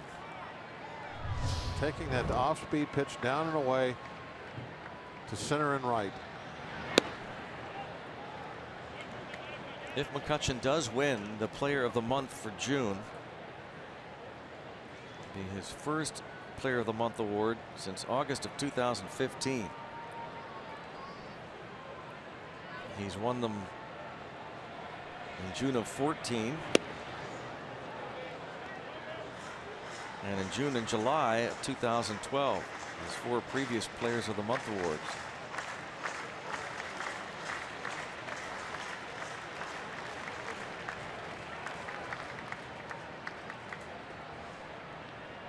Josh Bell, still time to get that 16th home run and break the Pirates rookie record for most homers before the break.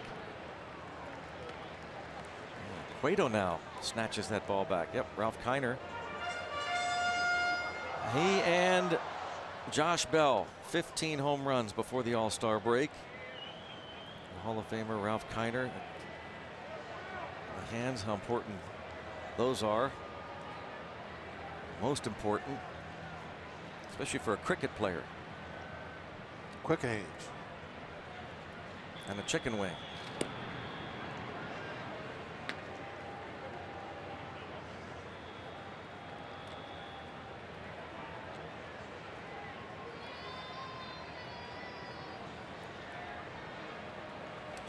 A lot of Josh Bell jerseys around town these days.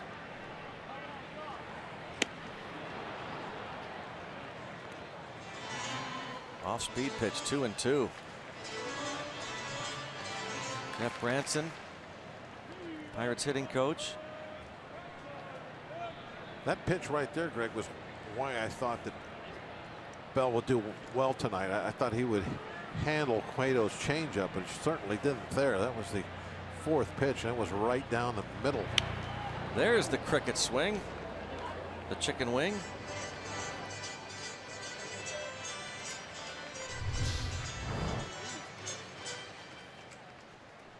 Get off me, ball.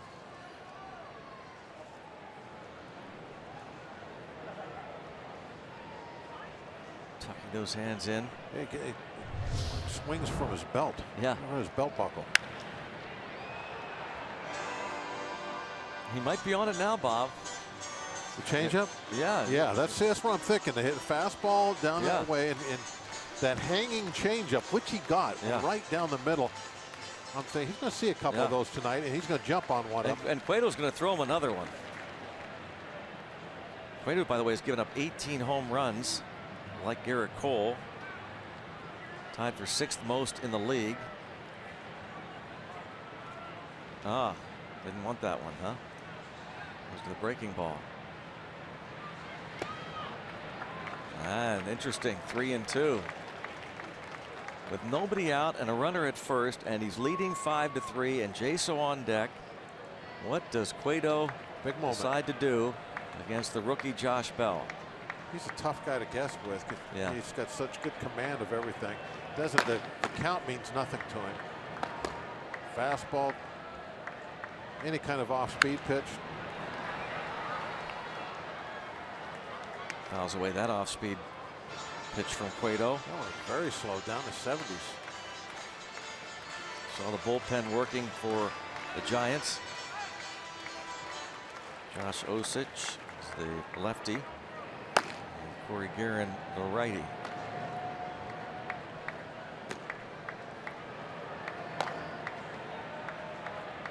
Three and two, another big pitch. At first, a throw over. You have to wonder now if Bruce Bochy is thinking that if Bell were to reach, is he going to bring in the lefty to face Jaso and Polanco? That would be the reason for the lefty to be loosening. Cueto wants a win. He's got to finish this inning. Another foul ball off the fastball up and in. Oh, an impossible pitch. He spoils it. He waits a long time to pull the trigger. And that's why I think he's going to really turn out to be an excellent off-speed hitter. I think we saw that even last year from him. There was the off-speed pitch. That was the one I wanted again, that off-speed pitch that kind of hangs up there, maybe just a little too high.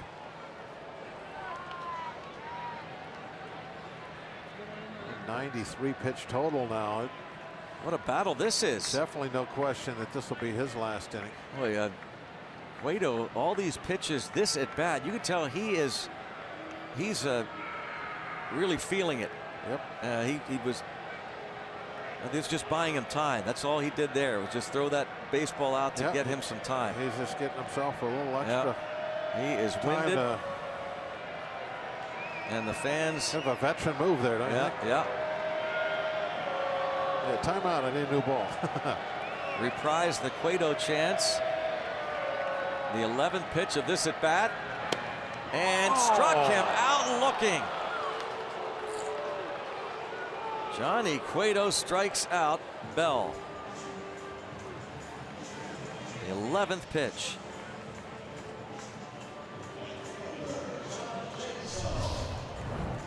Went fastball on him. You can see he really doesn't have a whole lot of velocity anymore.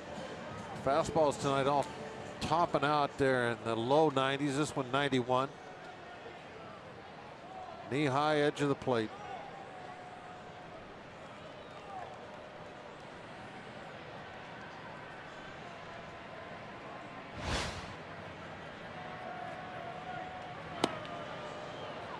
Starts him off. The off-speed pitch.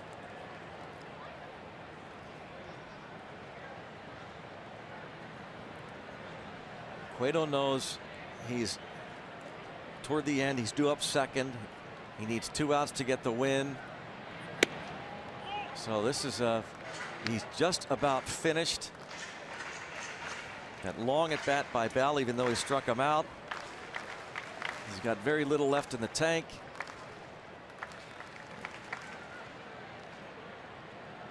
Trying to get 2 more outs and get to the dugout and a chance to get a W.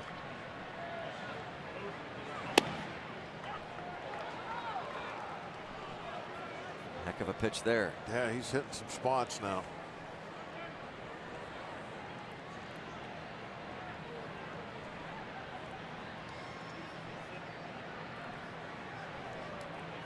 11 pitches, that at bat to Bell. Struck him out looking.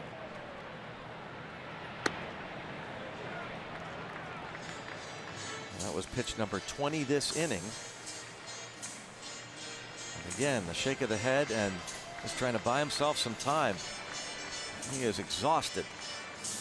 Oh, he is really slowing this down, isn't he? Yeah. Badly wants the win, knows he needs 2 outs, but he is spent, and that bullpen is ready, and he's got to get Jaso to stay in the game.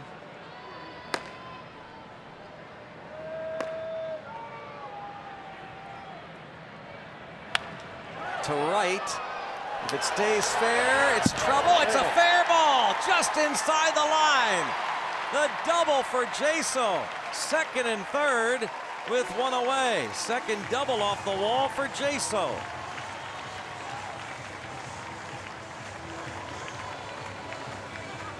Talk about swinging the hot bat these days. Boy, he certainly is.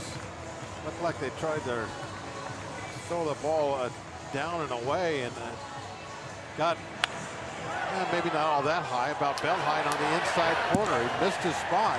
He had been just nailing that down and away corner to Jaso time after time, and didn't get it down there this time, and Jaso made him pay. Double.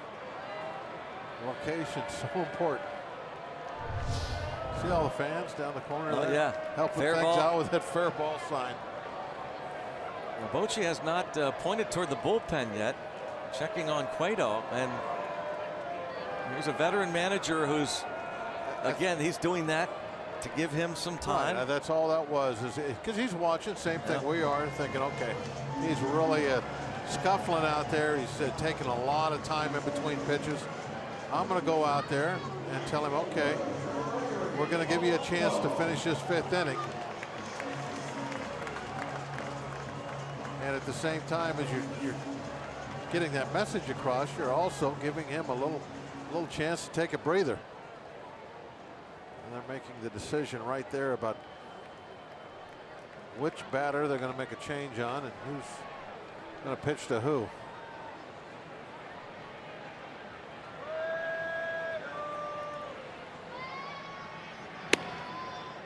And a strike on Polanco.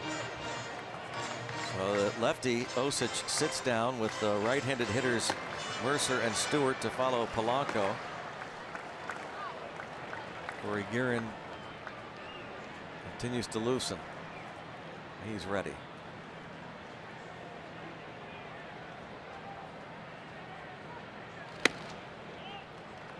One ball and 1 strike. Polanco had a sacrifice fly to center field in the first. That brought home Josh Bell. Pirates led 3-1. Jaso earlier that inning ripped a double off the wall to drive in a run. Andrew McCutchen now at third, led off with a base hit. Polanco really anxious.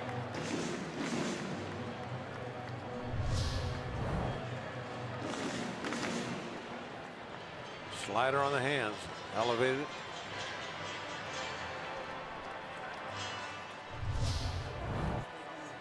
And Posey goes out to talk to Cueto. Well, that pitch clock they've been talking about would really have an effect this inning, wouldn't it? Oh. I mean, he's only faced, this is just the 4th batter of the 5th inning. And each pitch taking forever. And now 2-2.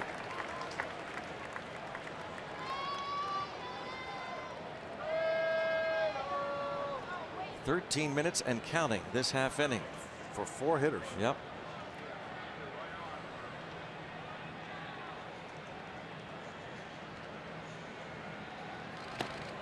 And now it comes down to cases. 3-2 on Polanco.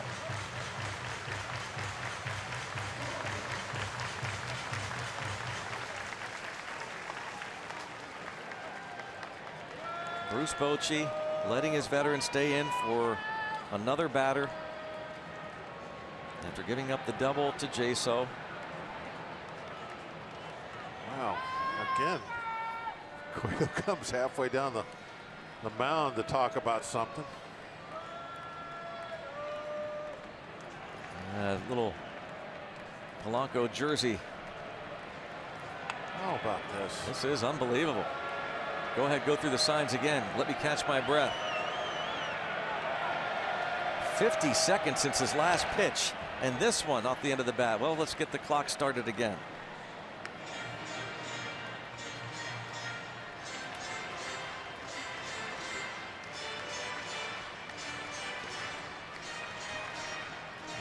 Polanco's decided to take a little walk now.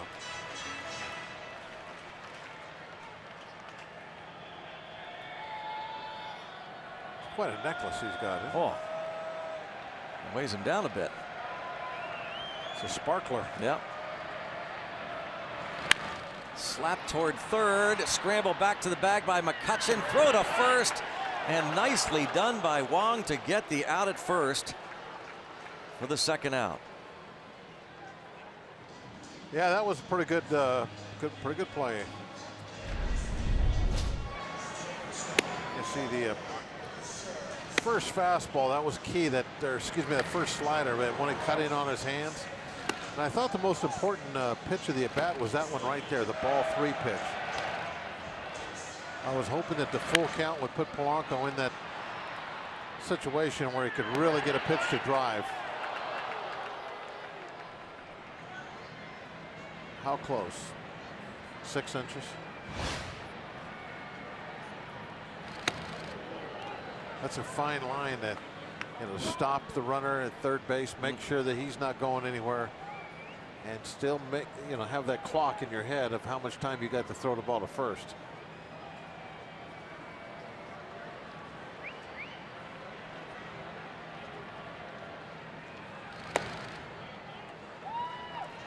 Is he pitching around Mercer despite the fact that Stewart is 2 for 2? We've got 108 pitches now. Just really been a struggle for him tonight. It's a strike in there. 119 his season high pitch count back in the middle of May. Makes this even a bigger deal. It's not the total pitches, it's how many pitches in just what's going to be 5 innings if he makes it.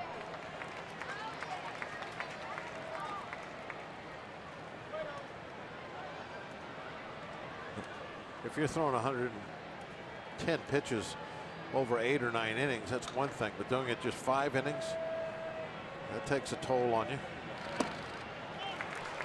Well, he didn't give him much at all. That was almost one of those intentional walks. Yeah, nothing to hit there. Well, despite the fact, again, that Stewart is 2 for 2 against him, he feels he's got a better shot at getting the veteran Pirates catcher than he did getting Mercer.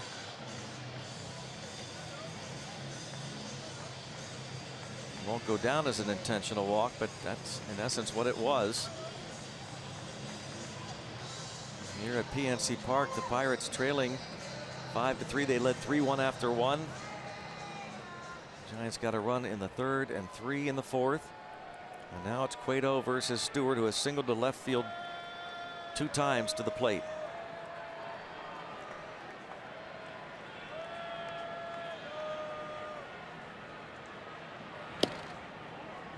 Starts him out with a strike.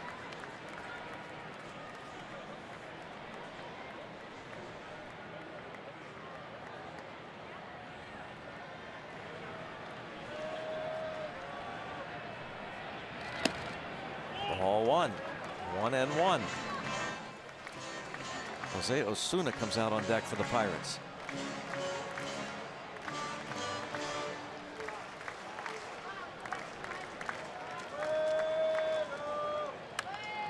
Ground ball to second. Cueto is going to get out of it without a run.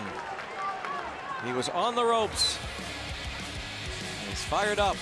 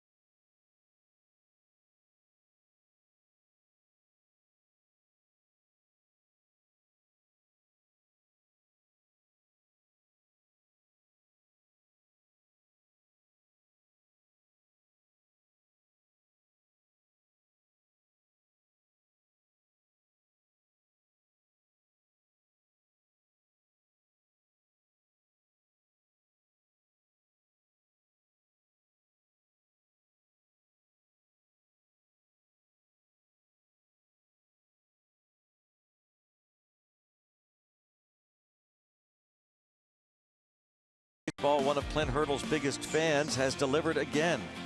Find out how much money this devoted Pirates fan has raised for that skipper's charity. All that and more on Inside Pirates Baseball debuts tomorrow after Pirates Postgame, presented by Allegheny Health Network. It is 5-3. Giants go to the 6th inning.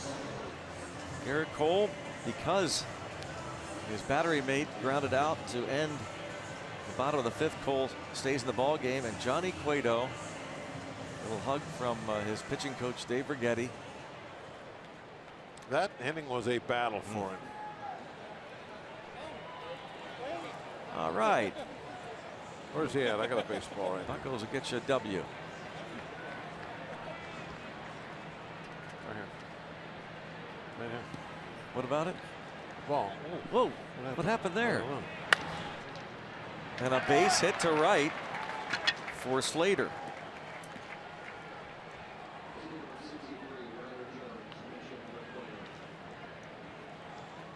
Leadoff single for Slater. Ryder Jones will pinch hit for Cueto.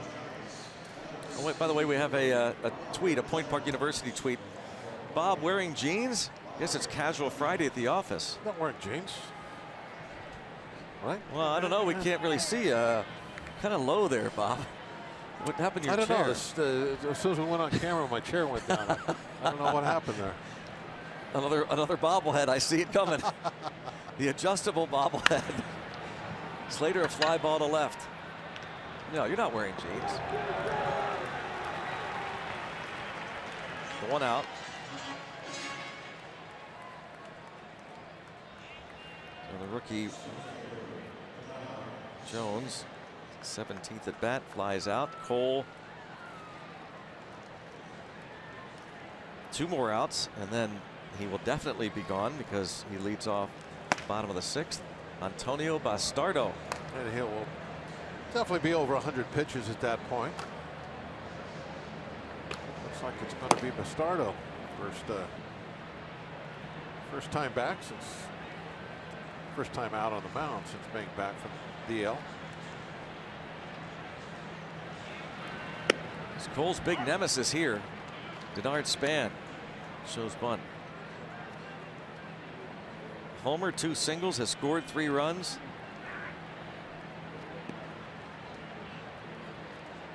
(33 years old). Second year with the Giants. Former first-round pick back in 2003 by the Twins.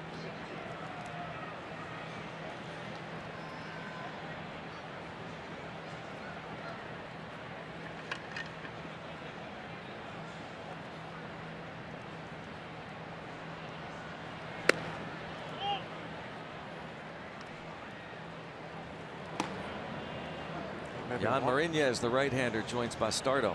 Maybe it won't be Bastardo. Bastardo, I'm sure can't wait to get back out there. I mean, how long has it been now? Oh, yeah. Over a month? Yep.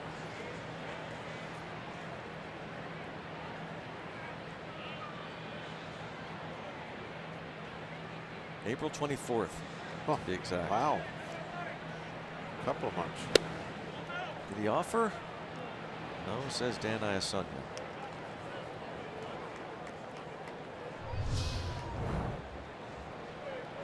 Nope, doesn't go.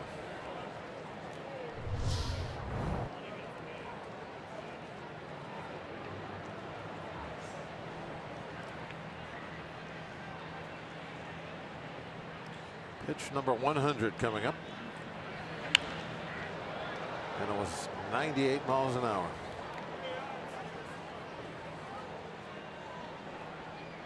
Cole's in pretty good shape. I don't think you ever see him out there trying to buy extra time. Yeah. No. You knew that was coming. Oh my. Yeah, get out here. I saw Cueto do it. Let me do it. I need a breather. Yeah. Well, we have a This is an important talk that's going on. Yeah, right there. sure. Well, we have a moment. Another tweet. This one from the Indianapolis Indians, the Pirates AAA affiliate, and congratulating longtime voice of the Indians, Howard Kellman, receives a bat inscribed with today's date and his 6,000th game. Congratulations to a real pro, Howard Kelman. They're just getting started against the Louisville Bats right now in Indianapolis at Victory Field. Howard, congrats. He told us earlier today that approximately 1,700 of those games have come with the Pirates as the parent team, going back to 2005. That is a lot of baseball games. Yep. Great job. 2-2 on Denard Span.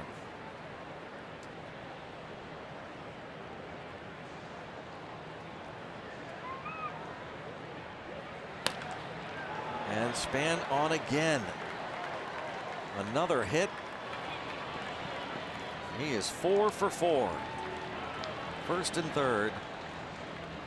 Now this one, it looked like he kind of slowed down his bat to make contact. Yeah, see that? Look how slow the bat came through there. Almost looks like it's in slow-mo. Yeah. Super-mo. Allegheny Health Network. And that will be it.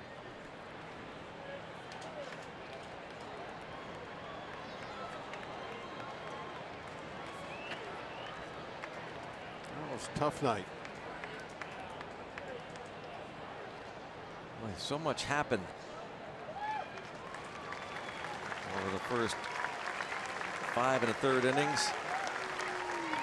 Garrett Cole not able to finish up the top of the 6th, just as Cueto had battled through the bottom of the 5th. 5-3 Giants.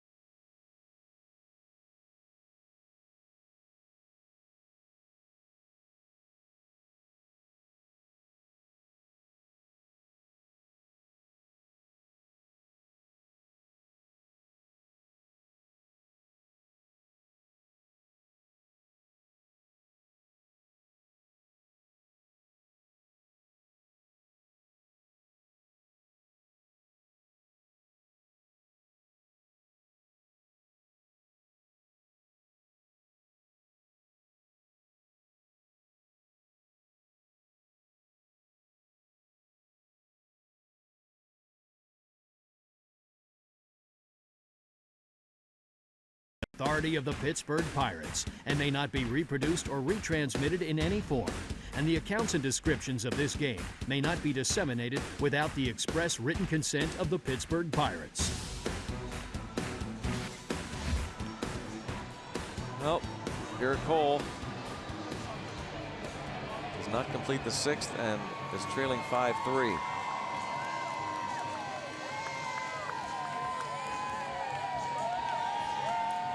California. Be heading out there later July. Games in San Francisco and San Diego. And here he is. Antonio Bastardo. Been a while, only 6 games this year.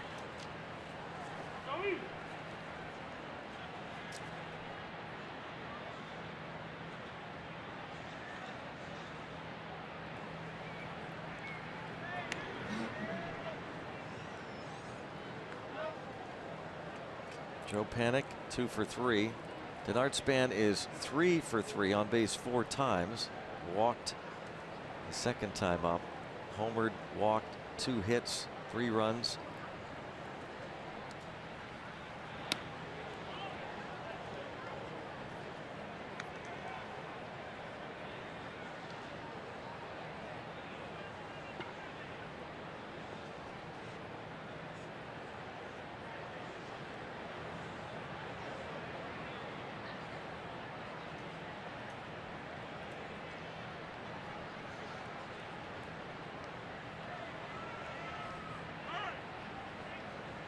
time called. As we've seen over the last couple seasons, the starter will slow things down a little bit himself.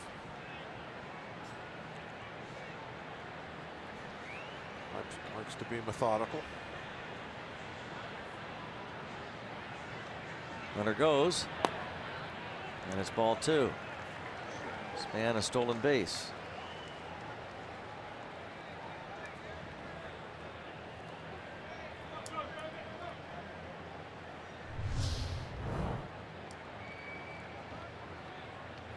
Huge jump. Nobody was covering anyway, though.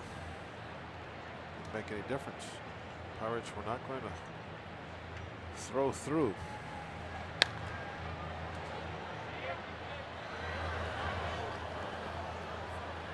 Two and one. Souvenir.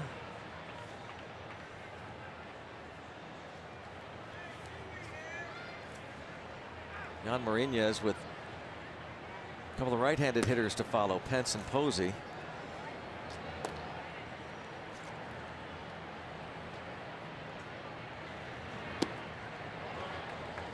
Three and one.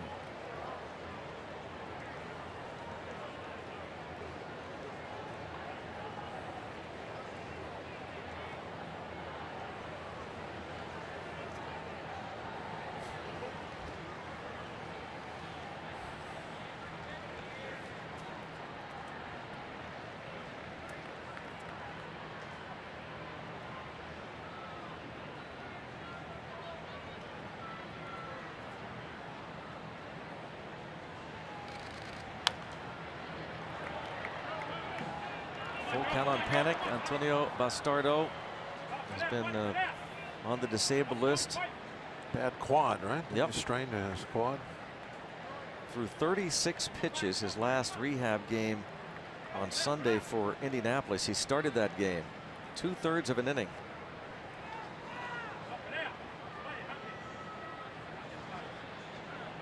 Three and two.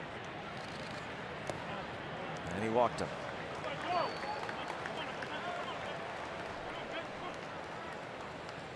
Now Hunter Pence coming up, and here comes Clint Hurdle. Bastardo will face one batter. A double switch coming up.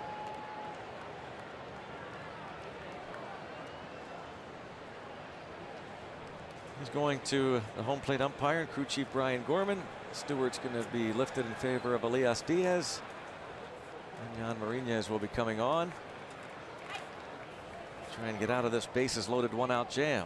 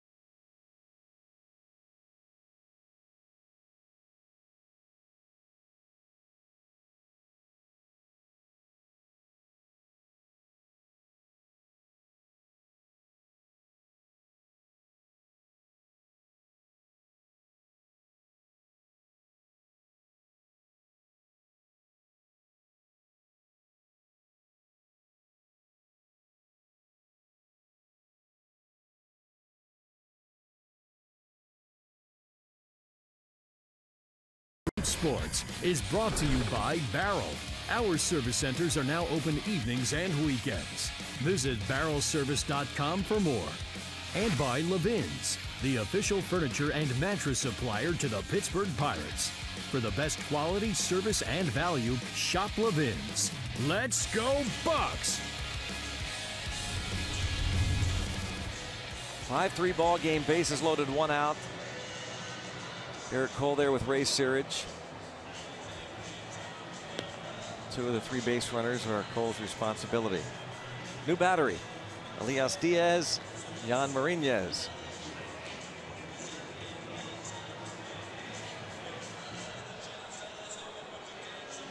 See Marinez's numbers this season. He's seen a lot of work.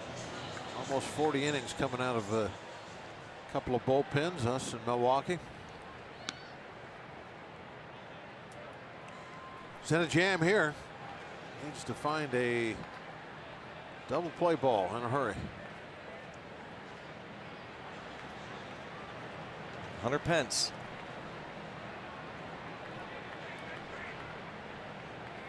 Josh Bell playing on the edge of the grass as the pitch is delivered, taking a step in.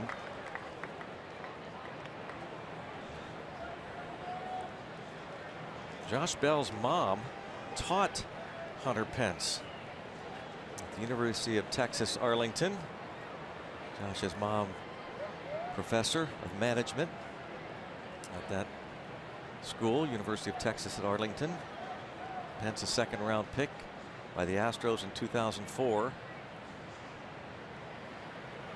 Whoa.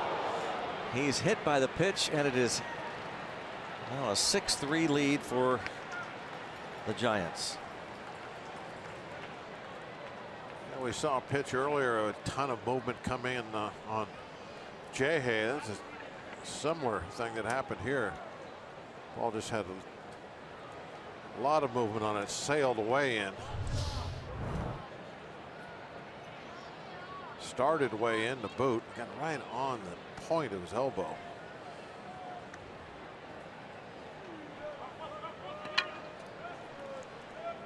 Rubbing that hand there and dry it off. Slipped.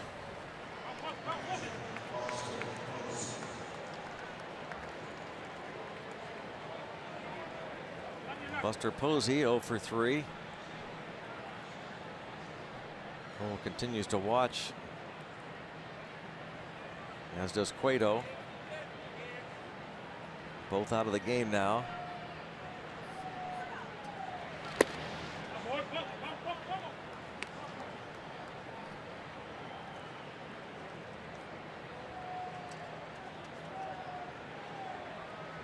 Top of the order, the top 3. 7 of the 10 hits against Cole. Span, Panic, and Pence.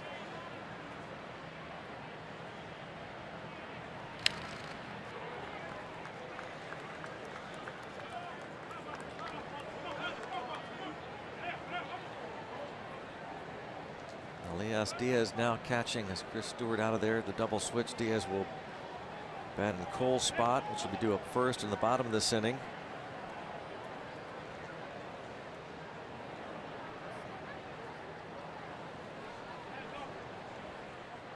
One ball, one strike. A run in. Slater scored when Pence was hit by the pitch. Austin Slater started the inning with a base hit off Cole, then got the pinch hitter Jones to fly out, but after he had base hit by Span, Clint Hurdle went to Antonio Bastardo, who walked Panic. And now Marinez hits Pence and goes 1-2 on Posey.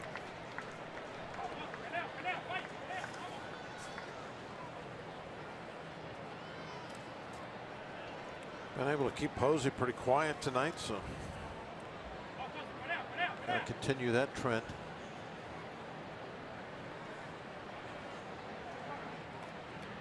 Still looking for that ground ball.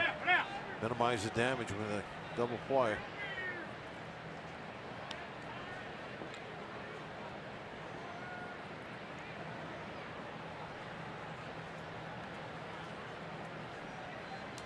One ball, two strikes.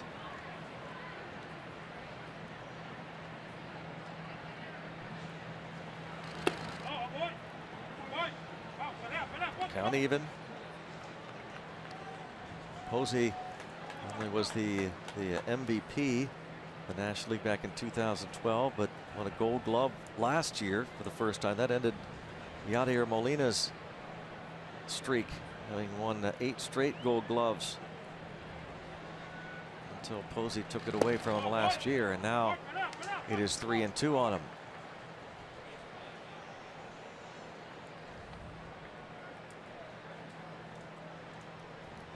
Some Giants fans on hand.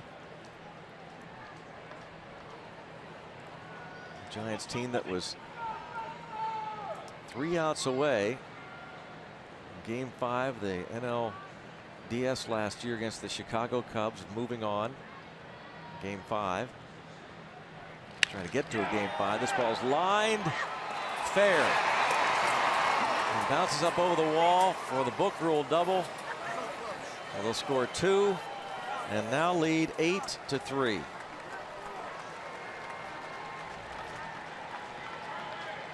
Two-run double for Posey. That hurt. That's one of those with the bases loaded. Big hit to break the game open. And they're still in business. 2 more runners in scoring position now. Posey, one of the best hitters in the game today. Guess we're going to hold him down forever. Infield way in now on the grass. Closes the book on Cole. He gives up 7.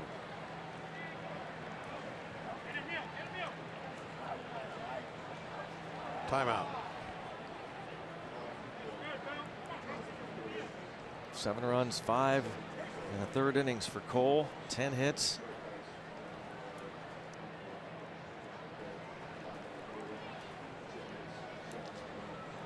Jan Marinez hits Pence, gives up the 2-run double to Posey. Brandon Belt at the plate with that infield in.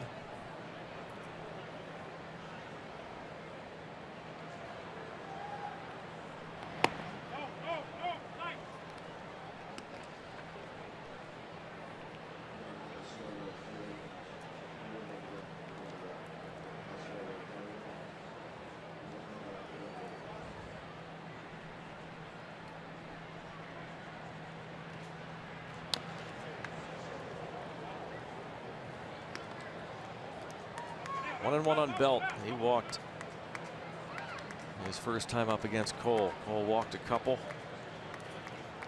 Denard Span began this ball game with a home run. Pirates came back to score 3 in the bottom of the 1st, but then the run in the 3rd and 3 in the 4th. And the Giants have added 3 more and look for more in the 6th. That's ripped to right. This will score 2 more. Belt doubles. 10-3.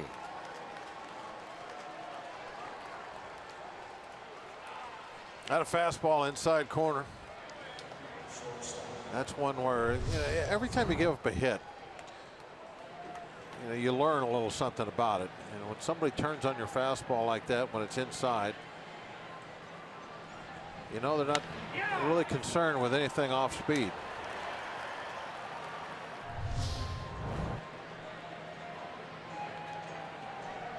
Brandon Belt. Got to destroy that timing. You can't have guys pulling your fastball that's inside down the line like that hard.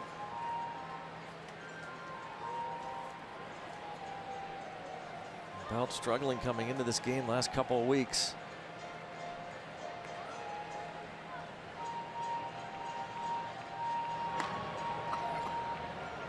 Wade LeBlanc up in the pen now.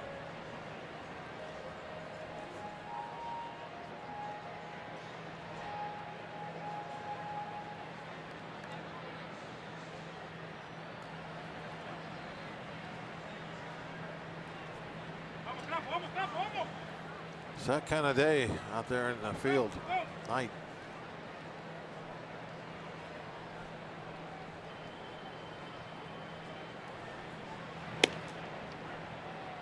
Brandon Crawford. About as quiet here now as it was when Brandon Crawford hit that grand slam off Edinson Volquez wild card game. Gave the Giants and Madison Bumgarner a 4-0 lead. A line drive and not a double play as Belt got back there. The ball hit to Frazier. Crawford is the second out.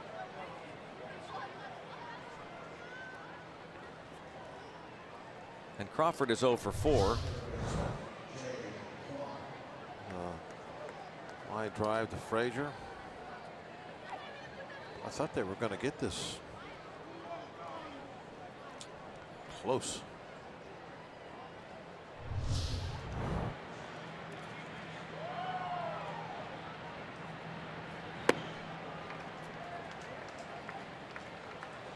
You know, Greg, when it comes to those timing calls, umpires are very, very good at that. It's those little tiny tag plays where somebody might be a quarter inch off the base or something. Those are the ones that really get them. Well, that's where you can get a call overturned. The umpires are really good, period.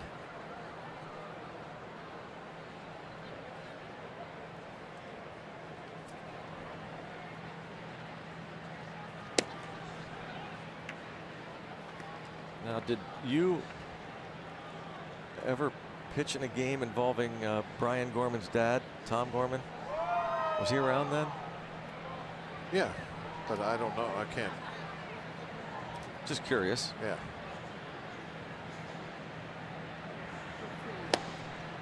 Two and two. Brian, his dad, the late Tom Gorman, was one of the real characters of the game. Passed away in 1986. How old was he when he passed away? I'm going to say, I'm guessing now 70.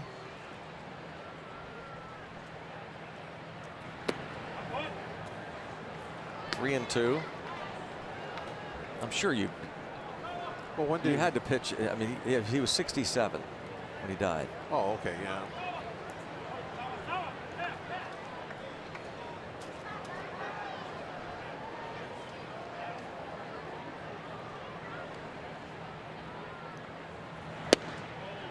Ball four.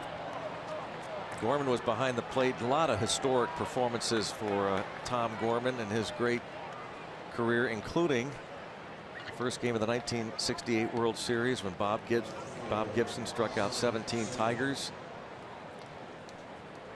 17 strikeouts, a record for Gibson. Although Tom Gorman said after that game that Gibby only struck out 10. He said, I struck out 7. He thought he had called a good few strikes for Gibby. Back then, of course, umpires had their own strike zones, didn't they? Oh, yeah, it was definitely. You could see who was behind the plate that day, and you could have a little bit of an idea of what type of game might be in store for you as far as throwing balls and strikes. Was that important when you went into the clubhouse to find out who was umpiring behind home plate before each game? Oh, yeah. Yeah, you would. That's a big deal. You would know that, like when the series would start, you would see where the umpires were on the infield and know who you got that game, and it was very important to you. 10 men come to the plate, and now it's 10-3 Giants.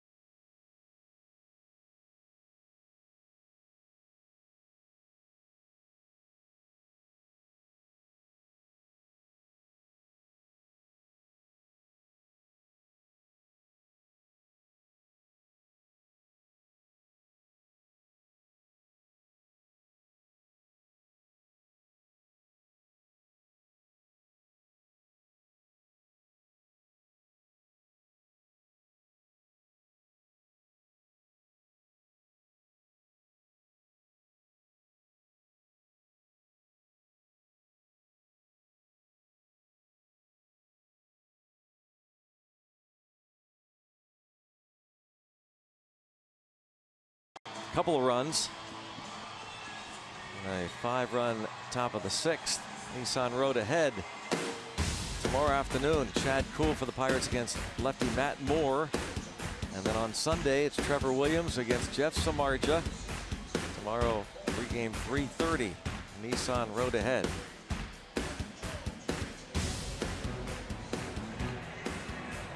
Go to the bottom of the 6th. Ryder Jones stays in the game to play third. He pinch hit for Cueto.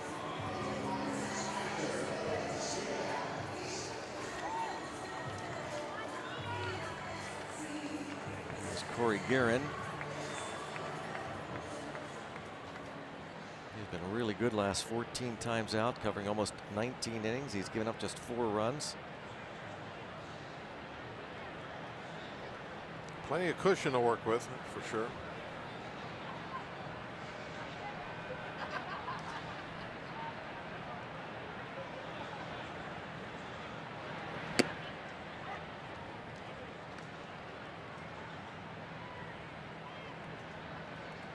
Boy, things looked awfully promising. The Pirates scoring 3 times in the bottom of the 1st after Span had homered to begin the ball game. After Jaso doubled off the wall. First at bat for Elias Diaz. The double switch at the top of the inning.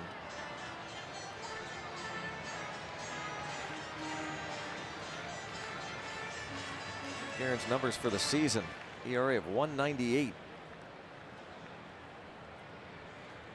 Opponent batting average 229.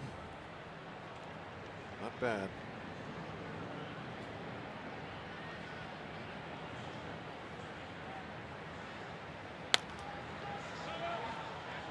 But again, the Pirates, after the double by Jaso, scored Josh Harrison in the 1st to make it a 2-1 lead for the Bucks, and Gregory Polanco a sacrifice fly. It seemed like every inning Cueto was, and he was working from the stretch every frame. Pirates had him on the ropes a couple of times, including that 5th inning. Could not deliver the big punch. Strike 3 call, the punch out.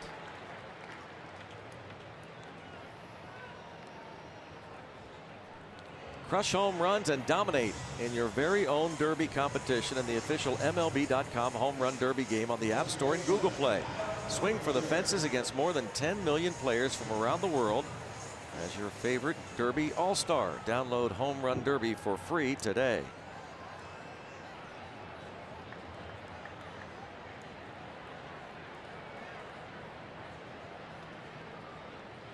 Adam Frazier on base twice.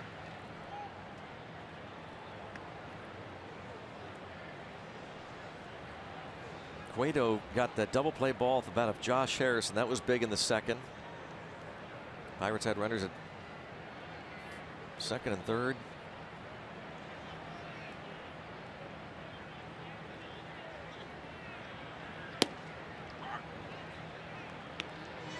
Runners at 2nd and 3rd in the 5th inning, and then the walk to Mercer with 2 outs. But Chris Stewart bounced out to end that threat. Pirates left 8 men on through the first 5 innings. Not over, but need to something going here with Frazier at the plate and 1 out. Down 7.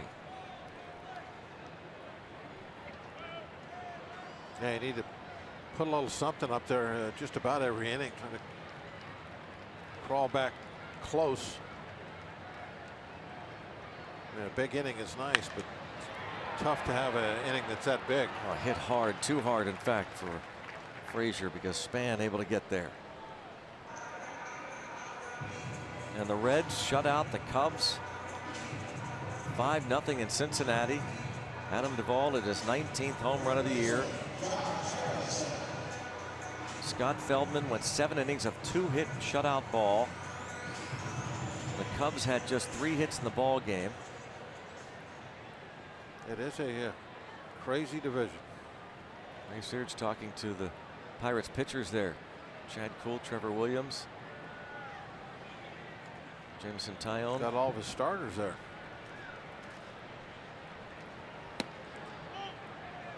And the Marlins have taken a 1-0 lead in Milwaukee in the 5th inning.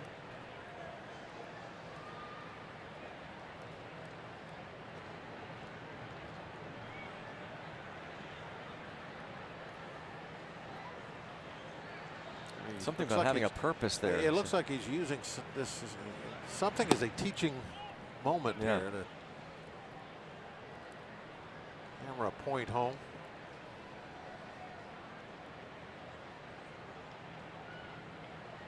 All three of those guys inexperienced. And Tyone still, I don't think, has a full season of starts under his belt, does he? Nope.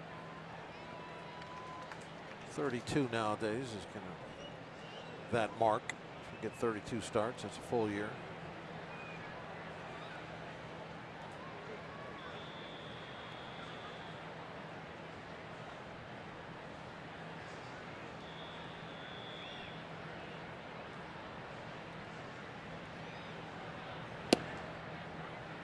Three and one on Jay.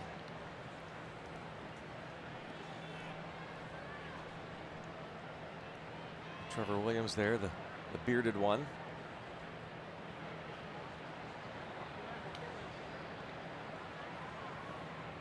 Trevor Williams will go Sunday.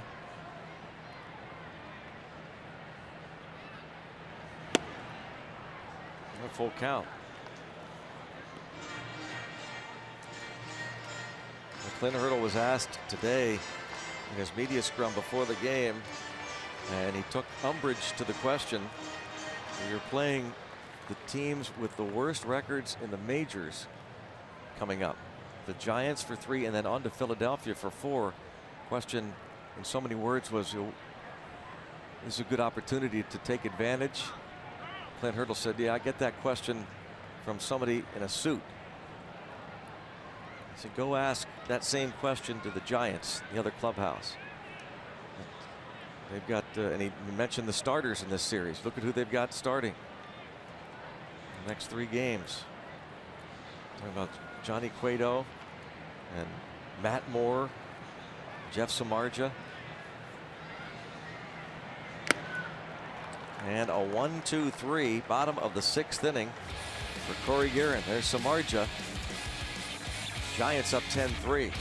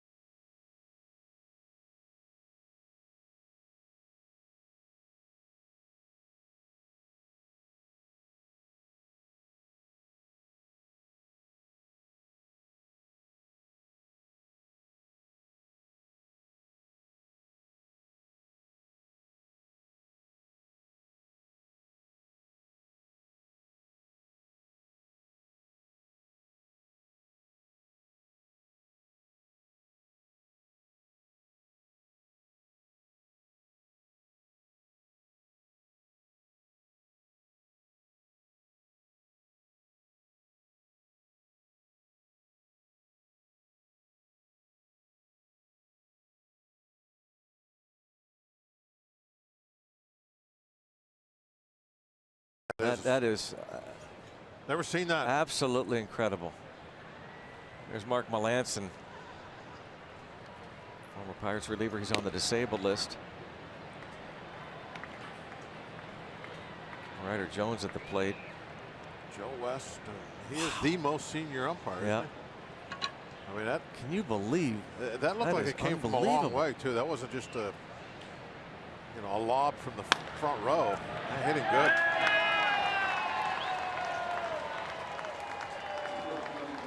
Ryder Jones gets his first big league hit after starting his major league career with 17 hitless at bats. Ryder Jones.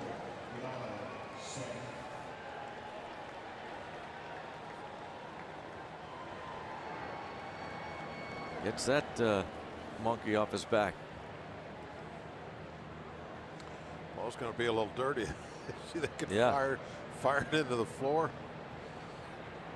Dugout floors are a little messy too. That might have a couple stains on it. A little bit of trouble, a little late break and left for Jaso, so it's first and second. And Denard Span is 4 for 4 and on base 5 times tonight.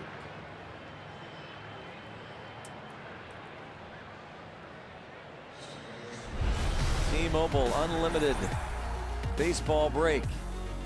News and notes. Chris Bryant tested that right ankle. Took batting practice today. Left Wednesday's game after twisting that ankle on the bag. David Wright won't begin baseball activities for some 3 to 5 weeks. He's been out all year. And Yadier Molina, 2 more hits. He's driven in 4 as the Cardinals are the big 8-1 leader in the 5th inning in St. Louis over the Washington Nationals. Mike Leake on the hill for St. Louis as they chased Tanner Roark.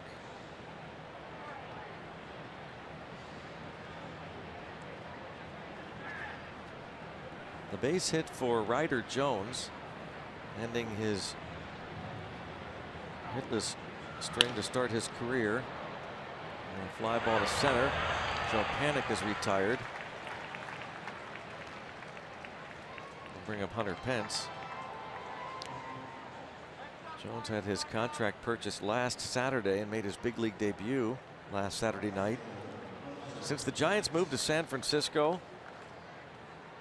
1958, only 2 other players, non-pitchers, started their big league careers 0 for 16 or worse.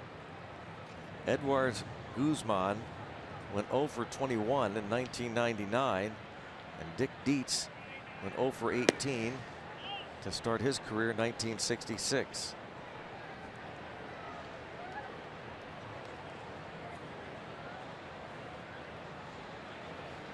Those are some socks there. Got the elbow covered up now. Got some armor. A lot of Kevlar. I guess it's not necessarily Kevlar though. What is that, Greg? Don't know what that is. Fiberglass, padding.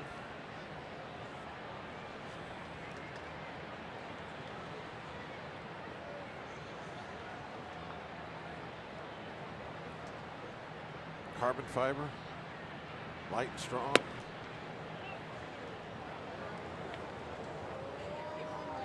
I need to ask Bones about that.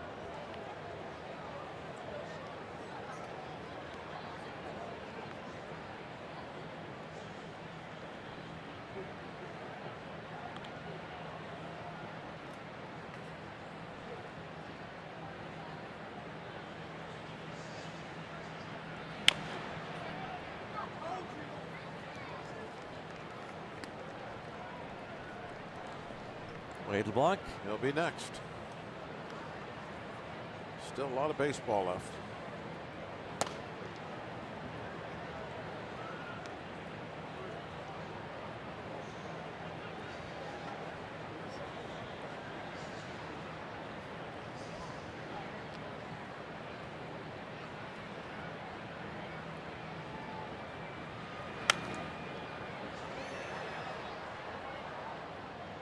Still 2-2 on Pence.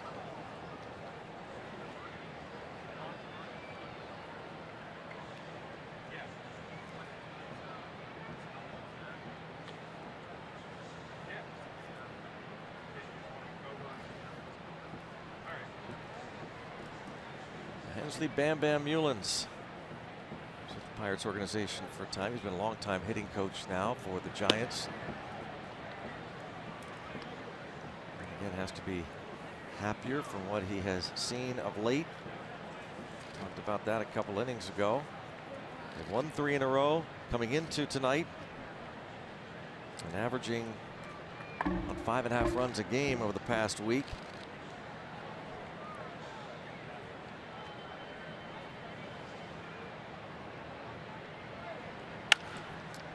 Hard hit up the middle.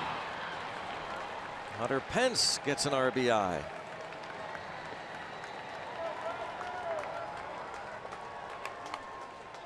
And 11 runs for the Giants.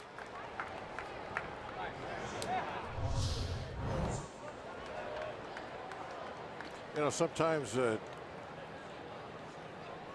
is the worst kind of teams you can play. A team that's been underachieving all year. A lot of players with good pedigrees. A lot of good stats on the back of their baseball cards. And then you catch them just as they're coming out of the doldrums. And they have been playing good baseball of late, and they continue tonight.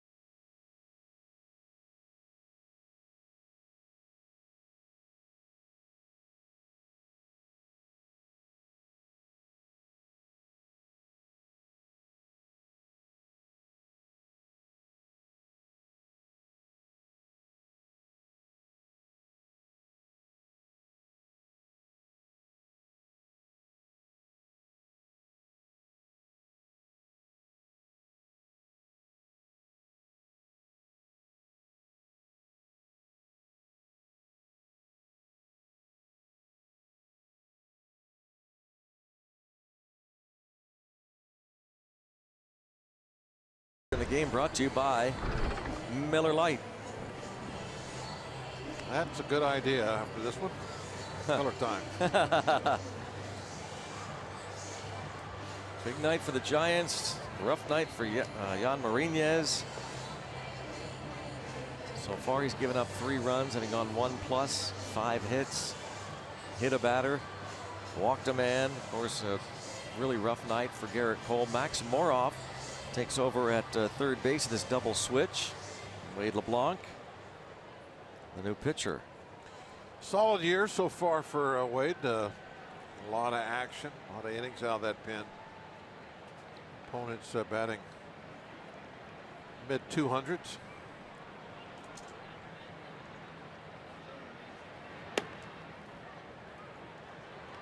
Change up, just feathered over the outside edge.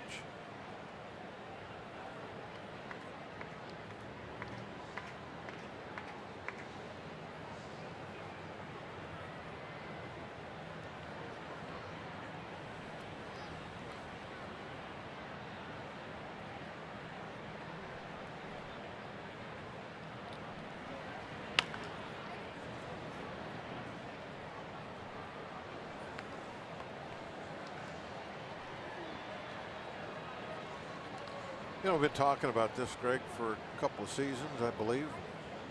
Bring it up again. How long will the Giants go with Posey as a catcher? He's such a valuable asset on offense. And that catching position, that real wear and tear on your body.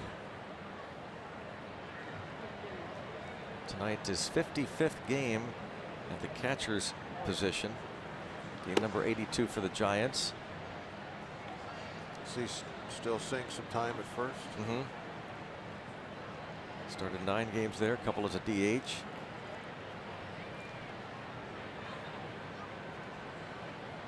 The thing that kind of complicates it also is the fact that if he wasn't such a good catcher, then maybe you would be. Nice little play by Max Moroff. But he's an outstanding catcher defensively. So it's another reason it's hard to move him off there. Nice job by Wade.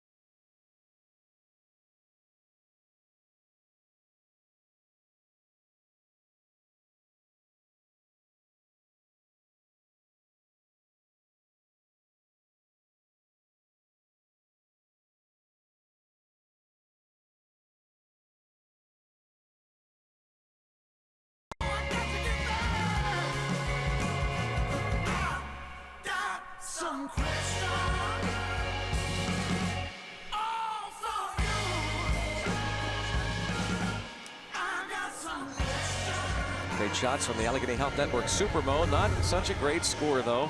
On Friday Night Rocks, 11-3. Folks standing by for a fireworks night, and looks as though they'll have to wait until tomorrow to get the Pirates a W against these Giants after winning the series against the Tampa Bay Rays. Barges are ready. Fireworks night. Yep. They got them loaded up, ready to fire. Here's Andrew McCutchen.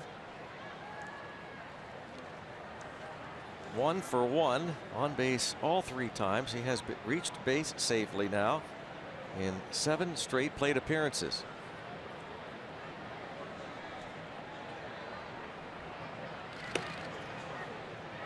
This is a little, maybe a bad analogy, but a little like sticking around to see if a guy could hit for a cycle or something like that. You know, the game's kind of out of hand. Well, we talked at the outset. We try and develop a theme for a game. In our open, we talked about Andrew McCutchen trying to win a Player of the Month.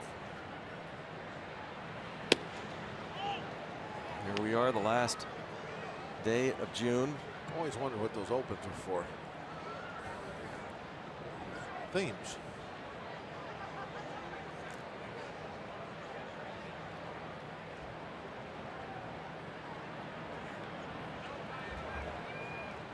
One ball, one strike.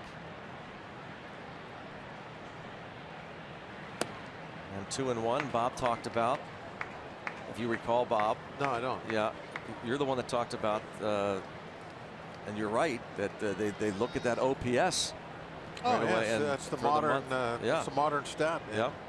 For offense, and I buy into that. I mean, on base plus slugging. Yeah, slugging is kind of the quality of your base hits, and of course getting on base.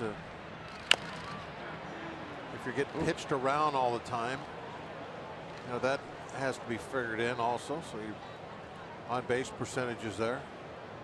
That hurt him.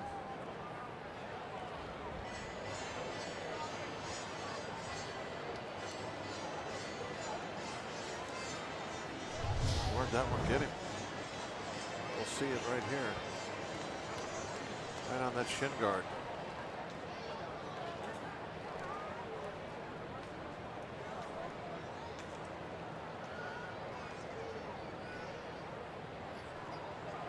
A lot of guys are wearing that shin guard because there's already a problem. We sure hope that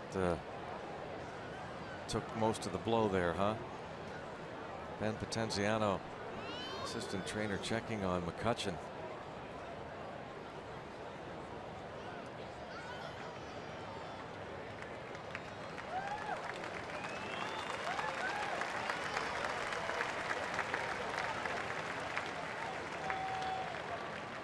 Shaking it off. Taylor Swift action.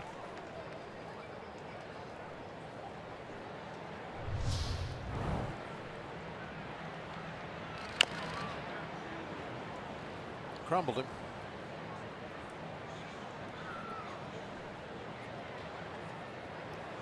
And we give those exit velocities now off the balls off the bat. That one right there, I'm sure, was in the upper 90s. Kind of a line drive right off your leg. 3-2. They're still bothering him. Yeah. Take a walk, anything.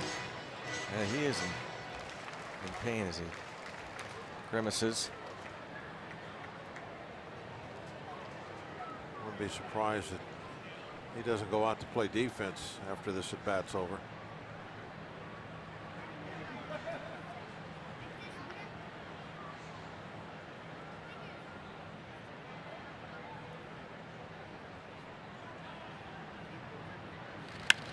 Line drive, base hit. Well, McCutchen slowly to first base. Clint Hurdle might get him out of there now. Why not? And what a finish to a month of June. Yep, that will be it for him. Before that hit, his OPS was 1.190, including what he's done tonight. Before that hit, oh, you cross your fingers.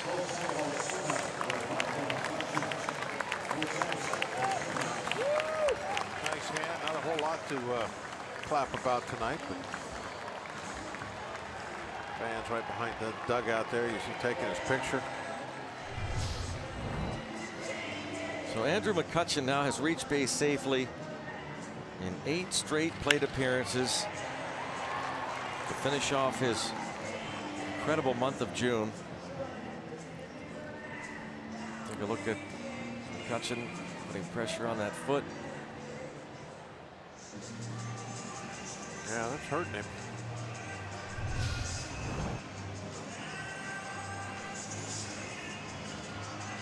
New pitcher coming on.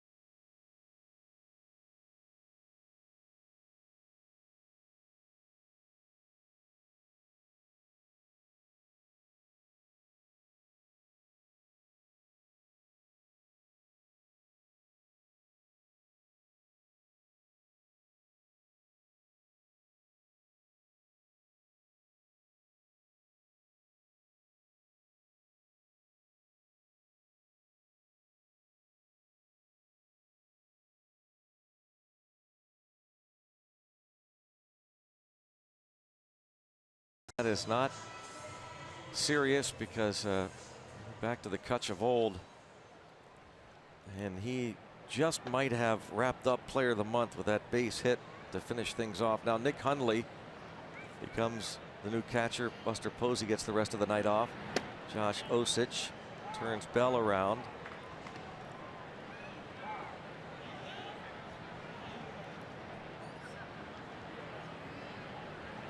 A high ERA for such a low opponent batting average, but you see those walks. That makes up for it. In his last 5 outings, he's given up 6 runs on 7 hits and 4 walks. That's over just 4 1/3 innings.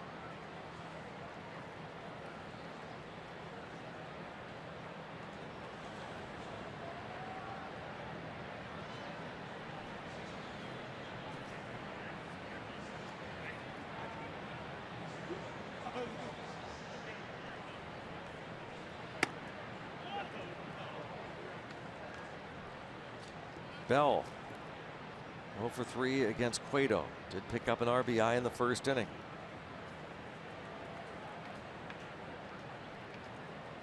No need to hold the runner.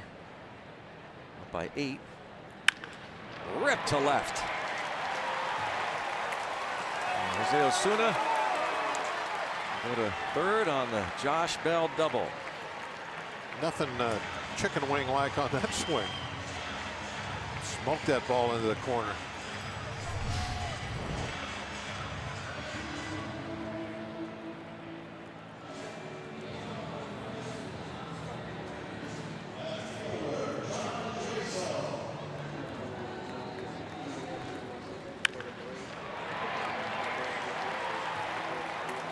That's a new Pirates rookie record, by the way.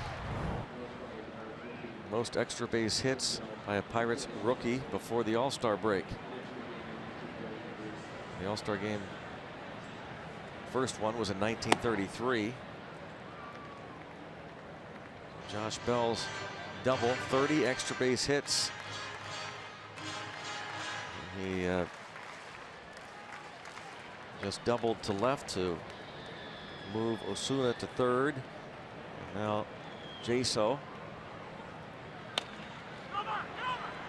And a ground ball will bring home a run, but Giants don't care about that. They're looking for outs. Osuna scores.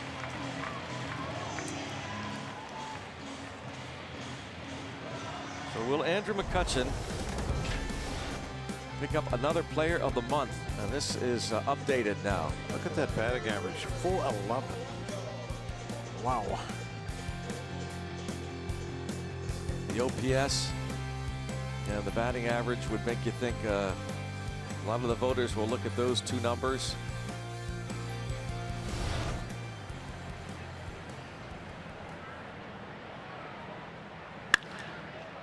Polanco to left.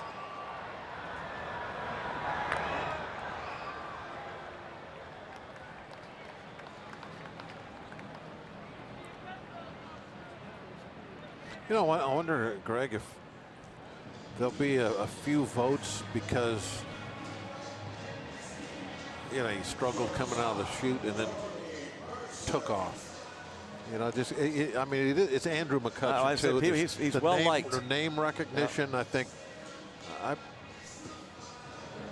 I think that there'll be some votes for that, and the fact that the batting average and the OPS are first. I think it gets. Yep. Now keep in mind now the RBIs would be higher, but most of the month he was batting 6. Yeah. McCutchen. I think we need to point that out to the voters. We're doing that now. Voters. He was hitting 6 for a while.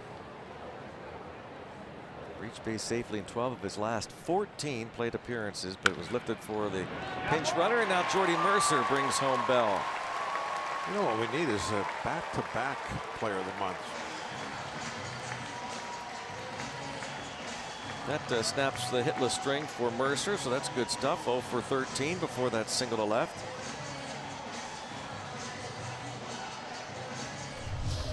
Chipping away.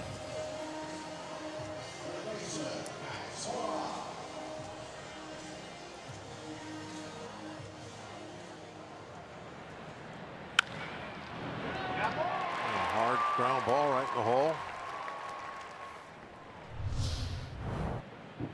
Well, you'd love to see Max Moroff just get on base. It's just for his own confidence. Keep the inning going, of course, but he's 0 for his last 10.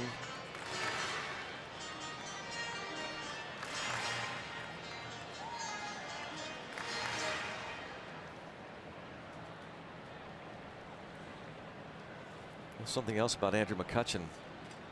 He started this month. His batting average was .223. As of now, it's .283. He could easily be hitting well over 300 by the time the All-Star break comes around. Would that be something?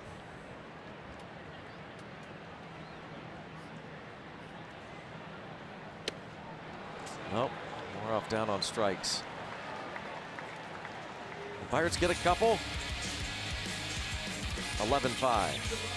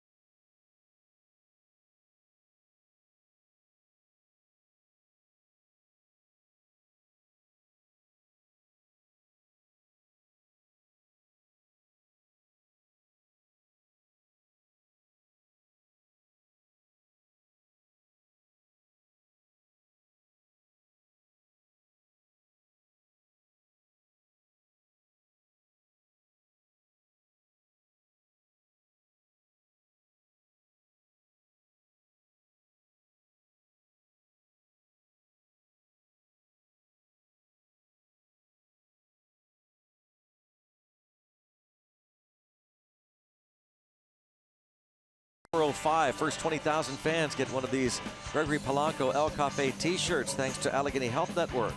Get your tickets at pirates.com/free shirt Saturday. Tomorrow, 4:05 first pitch. Gregory Polanco has moved to center field.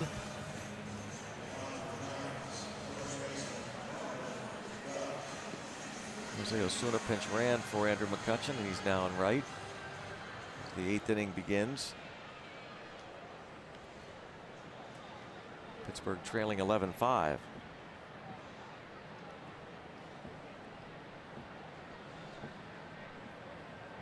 Brandon Belt against Wade LeBlanc.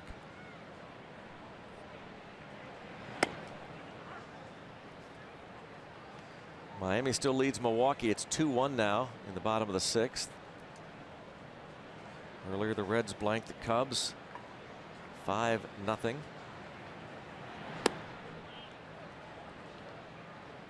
In Cincinnati. Yep. Great hitters ballpark. Cubs come up empty. Zeros.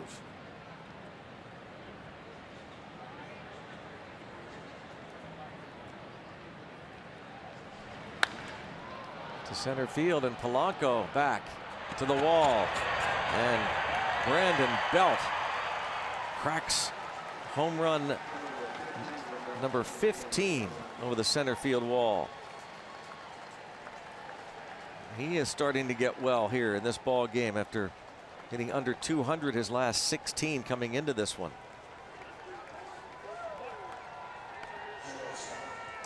It's just one of those nights, Greg, that nobody can really get any kind of traction out there pitching wise. Breaking ball. Gets out pretty easy.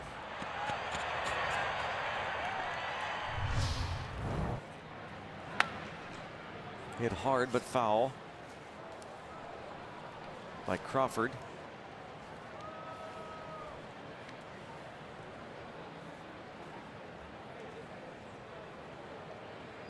Brandon Belt's 4th home run off a lefty this season.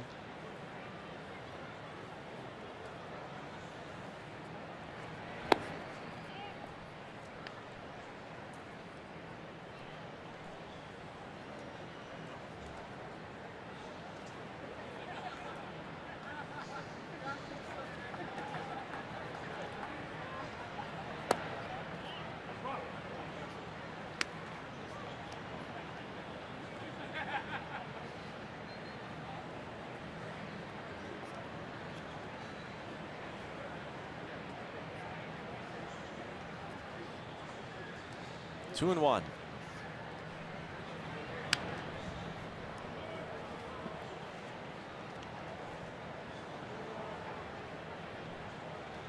Wade LeBlanc got the double play from Posey to end the 7th. Now the home run to Belt. Faces another left-handed hitter, Crawford. Crawford batting .288 against lefties.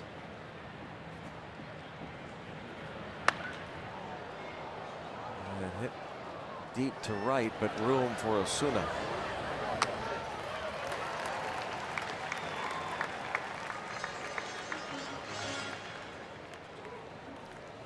It's a fireworks night, and tonight's cricket attendance is 26,407 for the first of this 3-game series. Thought they were going to come and see a pitcher's duel. That was not the case.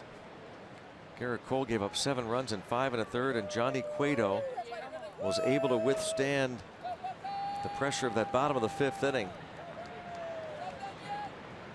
Hey, my buddy Evan there. Tough game for him for sure. 3 runs in that first inning he gave up. He just tried to hang on through 5. He made it.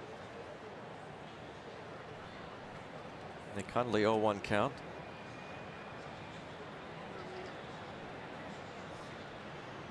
That was a big inning for him. Out of play.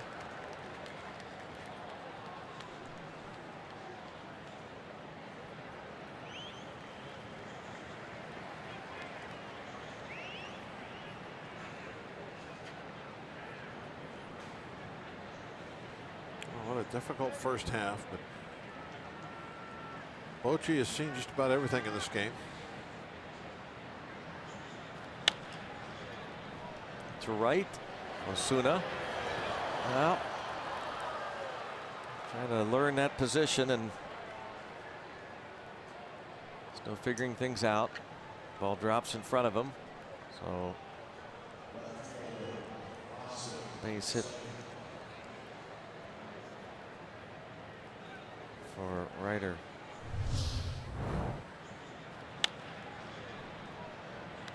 Nick Hundley, the base hit. Hundley singles. First at bat for Nick Hundley. Austin Slater now.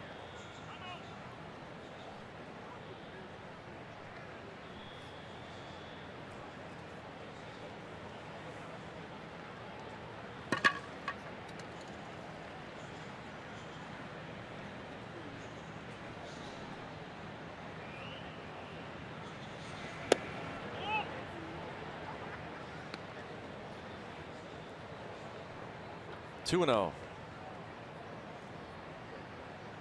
What's the total amount of pitches going to be thrown tonight? Okay. A lot. 380.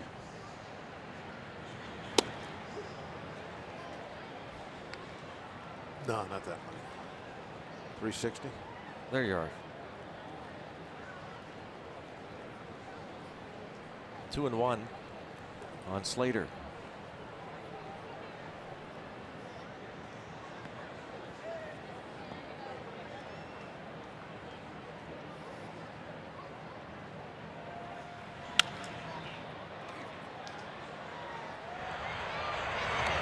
And Polanco makes the catch for the second out. Remember that the Pirates Had the new outfield alignment at the beginning of the year, moving the right fielder Polanco to left.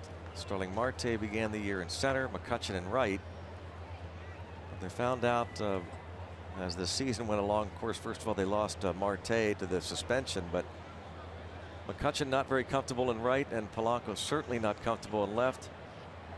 And Clint Hurdle said after they moved Polanco to right field that anybody could see that he was way more comfortable, and he didn't care what anybody said. He's staying in right. When Marte comes back, Marte will go back to left. You see McCutchen is much more comfortable in center. One of the things about those analytics, they've been a big part of the game, a positive part of the game. But there's a line out. Certain things you can't measure. Comfort. Ethan's still fired up. Come on, he says, let's go, Bucks.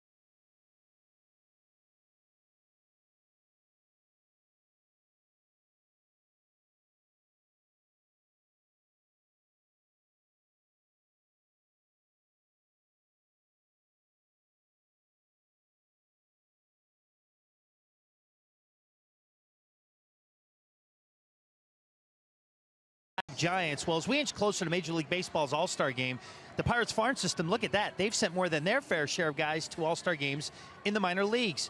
The organization has a total of 20 All-Stars among their 4 full-season affiliates.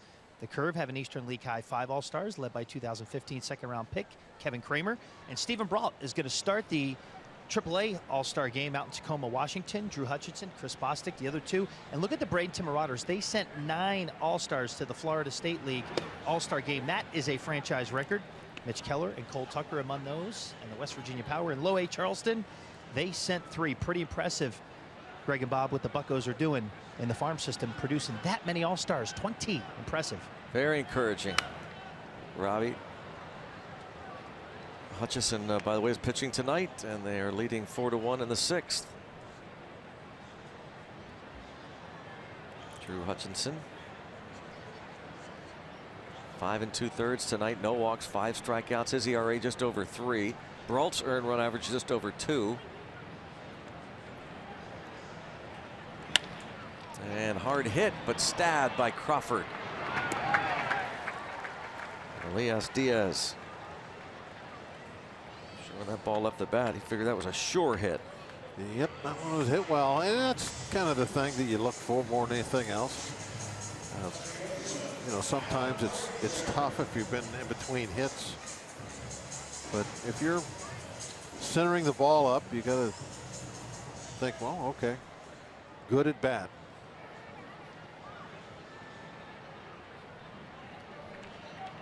Osich with a little D behind him. Now faces Frazier. What do they call that nowadays? Barrels? He barreled it. If you barrel the ball, then I think You got to feel good about it when you get back to the dugout. Think, okay, I had a good at bat. I got a good pitch. Did what I was supposed to do. You can't help sometimes you hit it where somebody's playing. Edgar Santana going to be coming on to pitch the 9th.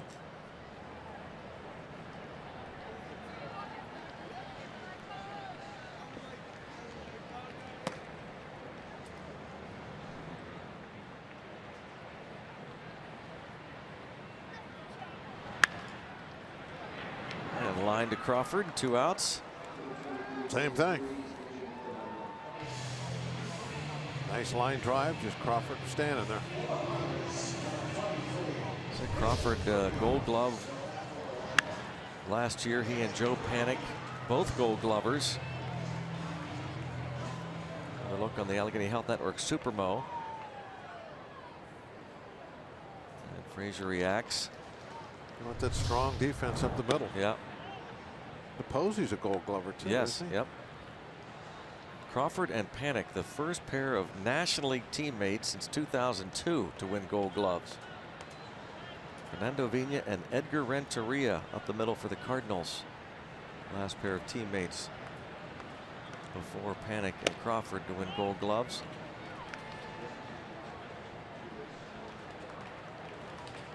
Up the middle. Second and short. Yeah. Yeah.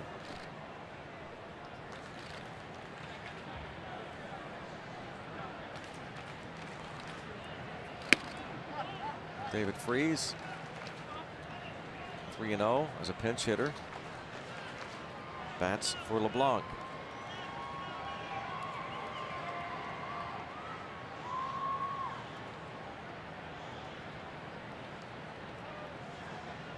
Tough night for the pitching staff, in particular Cole and Marinez, though Antonio Bastardo faced one batter and walked him. And speaking of that, the walk to Freese.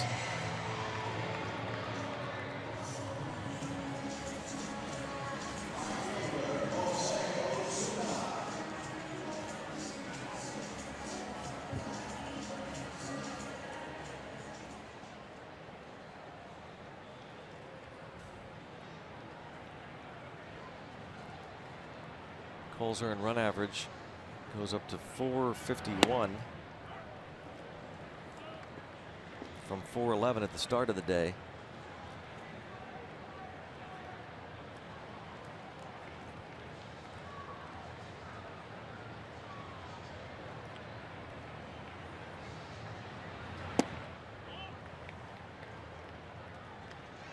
Pinch ran for McCutchen and scored in the 7th inning. So this is first at bat. Been a nice story. Good additions to the roster this year. He's swinging the bat. A lot of extra base hits. Got that fastball thrown by him. .341 average over his last 19 ball games. A little under that one.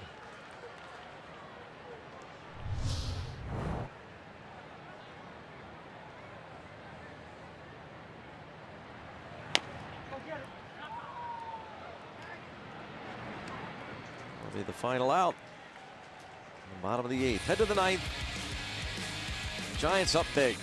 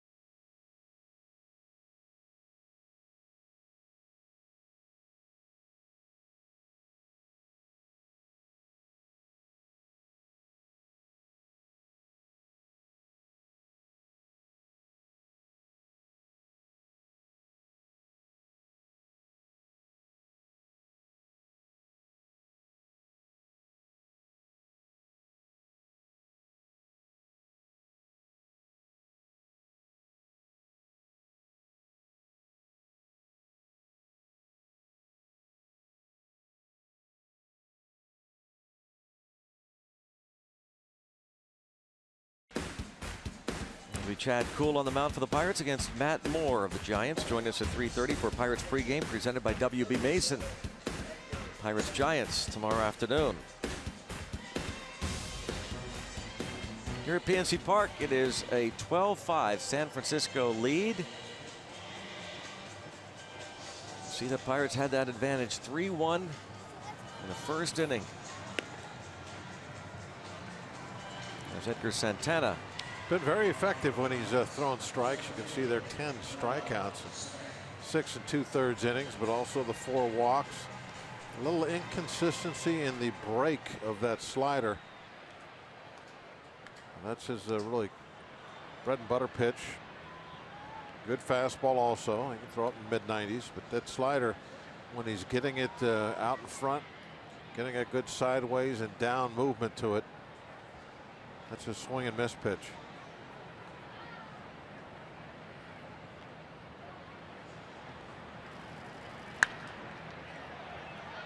Let's see if Santana can get Span. Cole couldn't. Mariñez couldn't.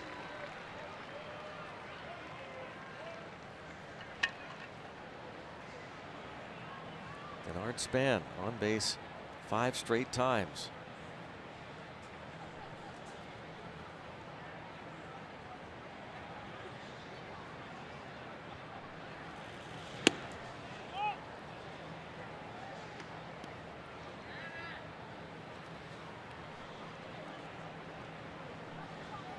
Matt Moore tomorrow, then it's Jeff Samardzija on Sunday. The San Francisco Giants, who are going to win their 4th straight.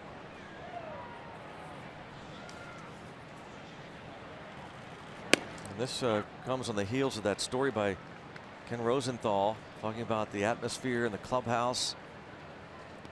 Story he wrote the other day. Mark Melancon was cited in that Ken Rosenthal story. And Melancon signed the 4-year, $62 million deal. And according to Rosenthal, sources said that Melancon rubbed some teammates the wrong way early in the season, putting an end to the bullpen's 3:30 stretching session before night games. And Bruce Bochy talked about that, said he dropped the ball. He's been doing it so long, you take for granted that they know what I want in terms of stretching sessions and the like. There's some other things that Ken Rosenthal brought up in the story, and then Bruce Bochy eventually on a Monday before their series against the Rockies had maybe the quote of the year. When asked about that story, he says it's pole vaulting over mouse droppings. Pole vaulting over mouse droppings.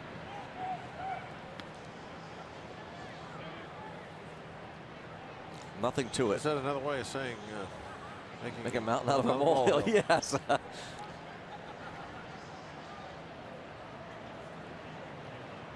It's like everything has to be new and fresh nowadays. Yeah.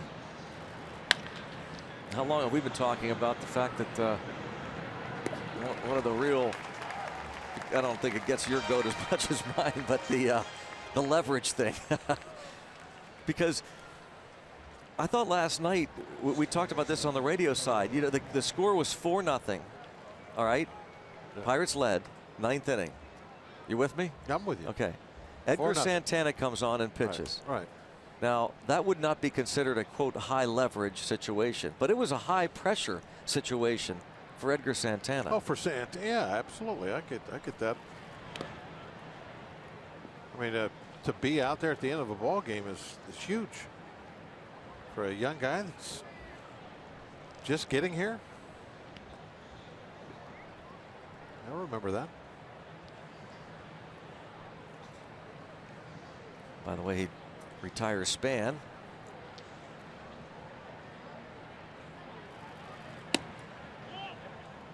I hate to see a mountain out of a molehill going away.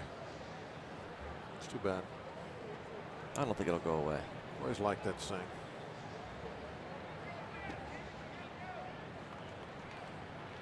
Something I think I've always been good at. You've been good at it, yeah. make them Oh out my of gosh, the you're the ball. master. Yeah.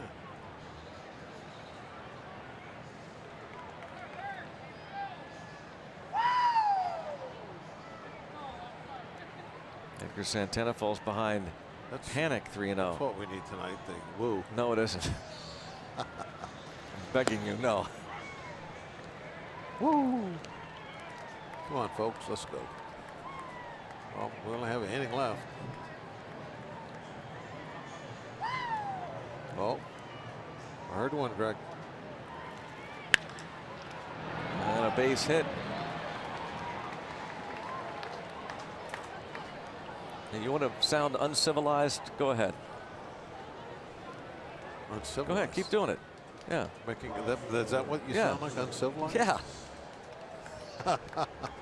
No, I sound like a fool. Go ahead. I don't want to be No, uncivilized. do it. No, I don't want to be that. I didn't realize that's what that was. Now that I know, I'll never. Ask woo Tyler. again. Ask Tyler Graham. Okay, I'll ask him. Our director right now.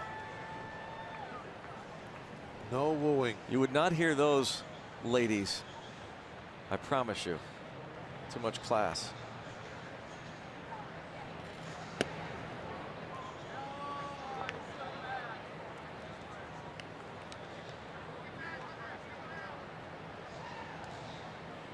Joe Panic with 3 hits. At the top of the order, top 3. Done most of the damage. Oh, man. Man is right. Off speed pitch. That's that slider that it very inconsistent with the movement. I mean, it backs up a lot.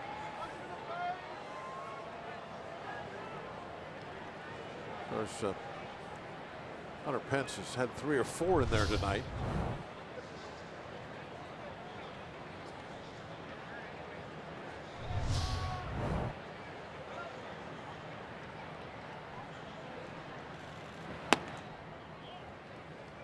He walked. Take another look. Ouch. Even though it was 83 miles an hour, it still gets your attention.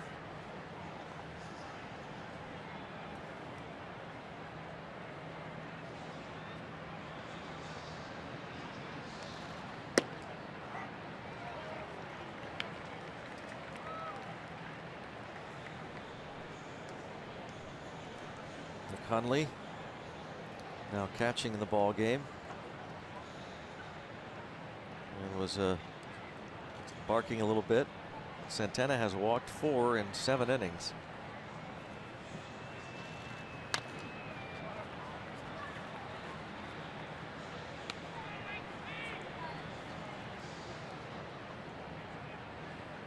The rookie Edgar Santana making just his 8th big league appearance against the veteran Hunter Pence.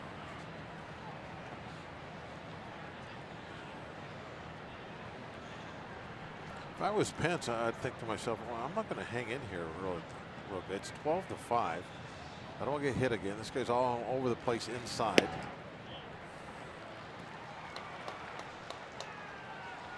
He's jogging down the first thing. I escaped.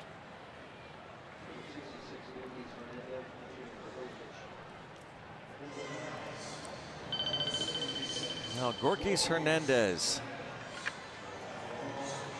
Bat for the pitcher Osich.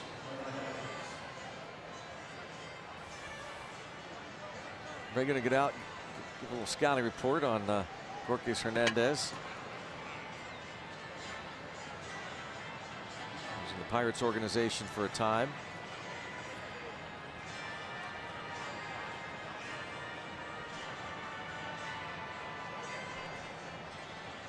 Pence walks.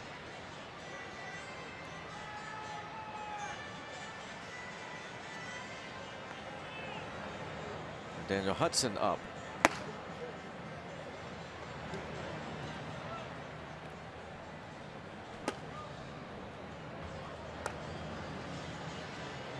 Now you hate to have to use someone else to end this ball game with.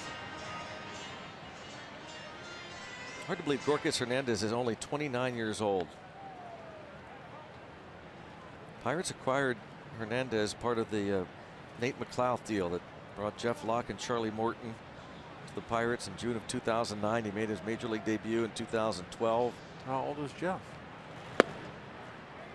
Probably 29. Just seems like Hernandez has been around forever.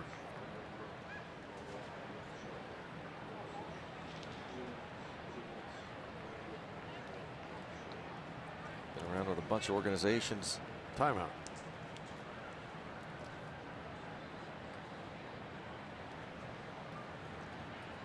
What's going on over here at first base?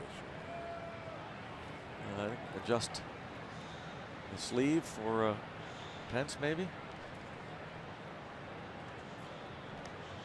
I think he took it off one arm and put it on another.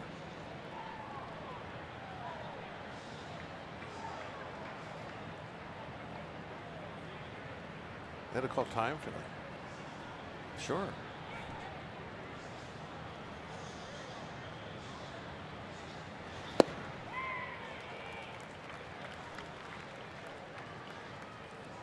Oh, 0-2 on Gorkis Hernandez.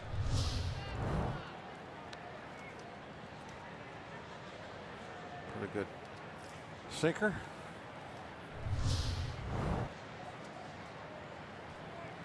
Simple as that. This is what a sinker is. A fastball with that kind of movement.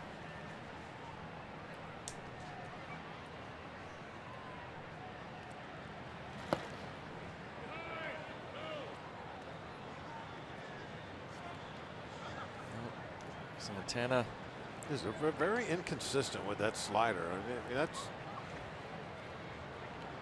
it's got to be, you know, that's his pitch, so it has to be something he can depend on location-wise better than that, and break. He throws so many of them that are basically backing up.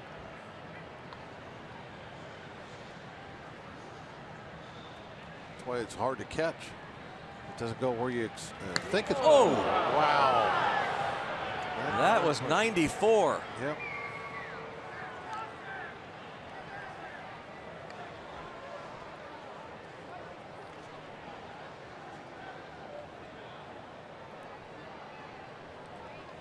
Pence almost hit by a breaking ball, but Hernandez hit by a fastball. Yeah, you can't leave him out there now.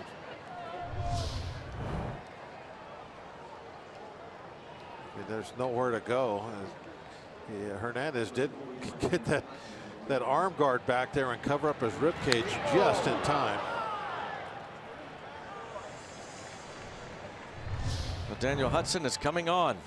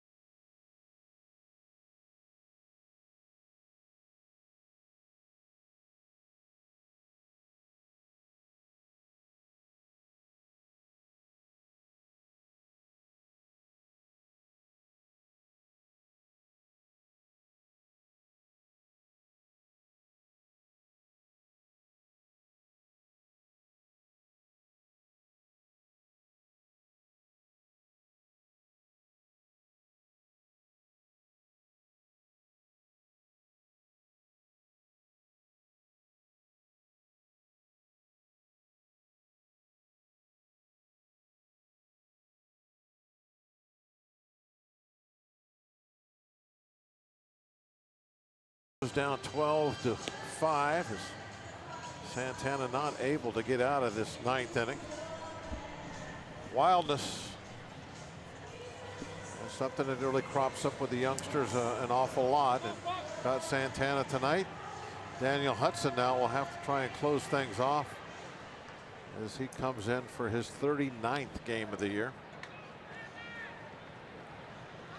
2 outs to get.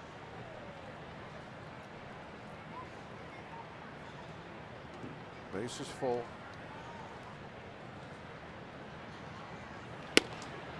And Hudson's pitch way inside. Wow. Belt having to jackknife out of the way of that one.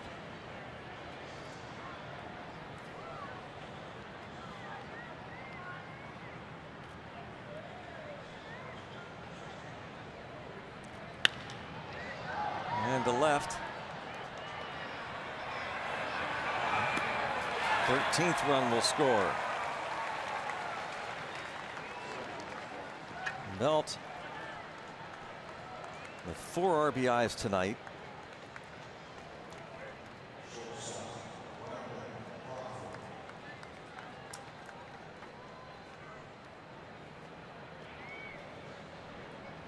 Two-run double in the 6th off of Marinez, a homer off of LeBlanc, a sac fly, and that run charged to Santana, of course. First and second, 2 outs.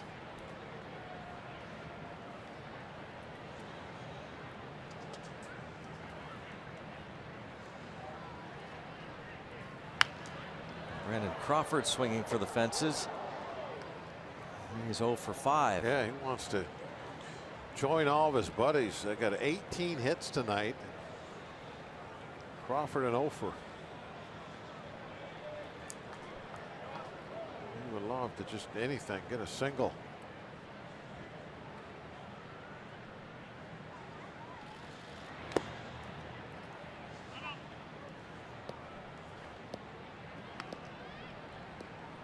Backhanded pick by Diaz.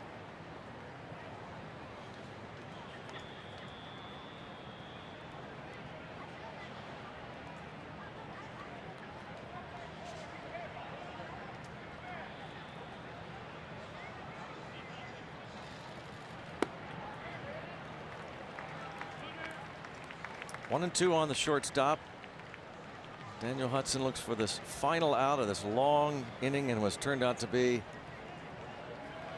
a painfully long game of this Pirates club. The pitching staff had nothing going for it tonight.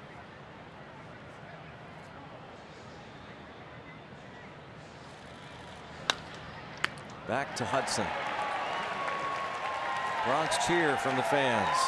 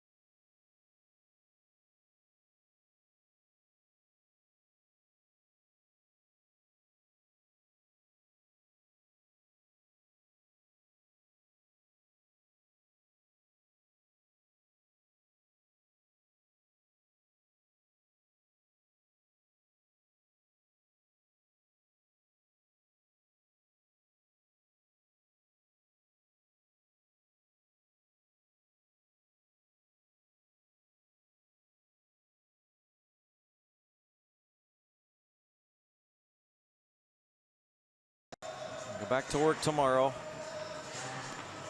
Jorge Hernandez stays in the game to play right.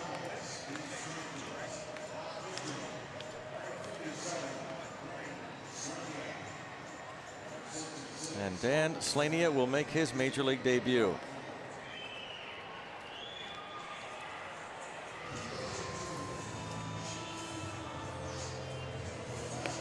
face Josh Bell to begin his big league career.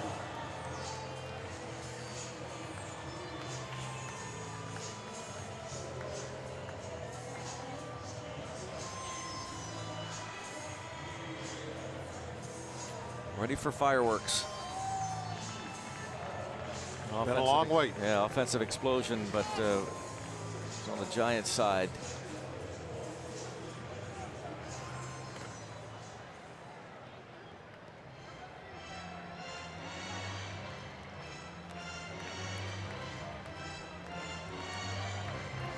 Mark Melanson on the disabled list with Matt Cain there.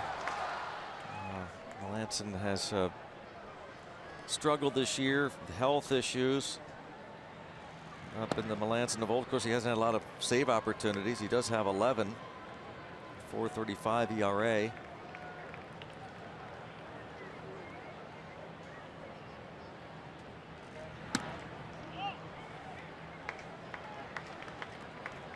Slania, Notre Dame product. Josh Bell with a double in this ball game, scored a couple, has driven in a run.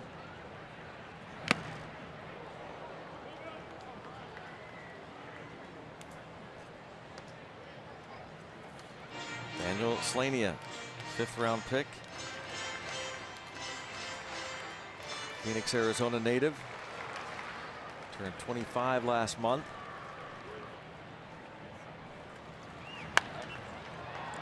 And a pop up. Slania retires the first big league batter he faces. First big league out. So one away. The bullpen does not have Pittsburgher Derek Law currently. A couple weeks ago he was sent down. Try and regroup. He has struggled. AAA numbers for Slania. 15 starts. 1-9 record. 6.44 ERA.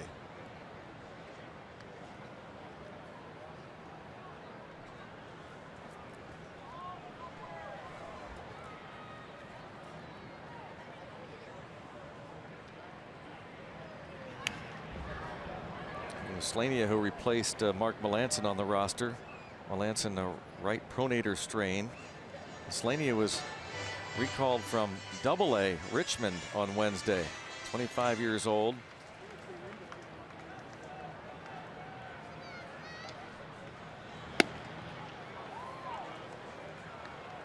Not real impressive numbers at the AA level. But retires the first batter he faces, and he's up a 1-2 count now on Jaso.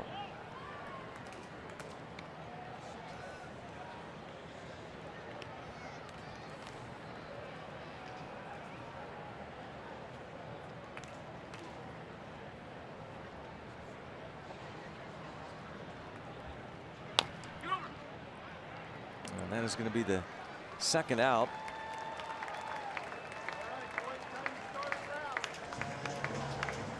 Yep.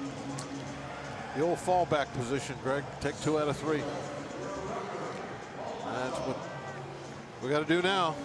Saturday, Sunday game. I was kind of hoping, Bob, that we could milk this thing a little bit longer, because we are just a few minutes away from surpassing the longest 9-inning game in Pirates history. Well, we need a couple hits. Which is 4 hours and 13 minutes. September of 2011 in Milwaukee. We're about the 4-hour mark now. I was about to say it would be kind of neat to be part of that, but yeah, not a big deal. Well, we already were. Yeah, that's right.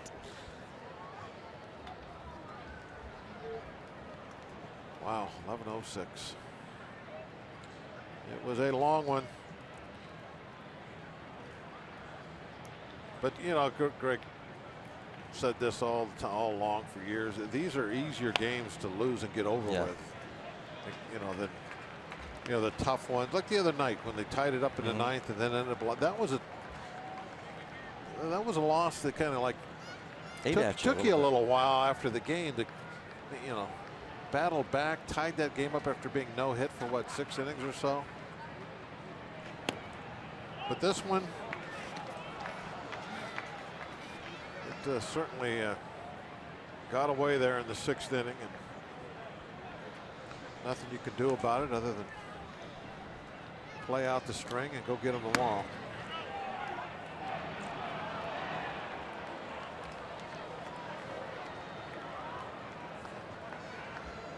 Blanco for 3.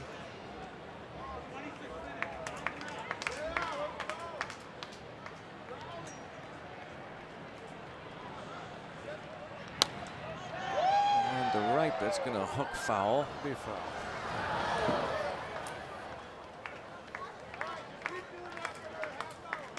Tomorrow it's Chad Kuhl. That'll be a big start for him. The Pirates really, especially after tonight, all the work the bullpen work. Polanco fouls off another, this one the other way, but like Chad Kuhl, Pirates really need him to get over that 5-inning hump. Well, he's never got to that point yet this year where he's getting some consistent good starts or really consistent innings together to where he's getting deeper in the ball game. That you're seeing great stuff. You're seeing some innings where he's just mowing guys down. But he's got to take that next step. Hopefully that next step comes tomorrow. And hugs for Daniel Slaney in his big league debut. A 1-2-3 bottom of the 9th and a 13-5 shellacking the Giants hand the Pirates in the first of this 3-game series. Yeah, this one did not go anything like we thought it would. 28 hits in this ball game, and you look at the starting pitching matchup earlier this afternoon, and you would have thought there wouldn't have been half that many hits between the two teams.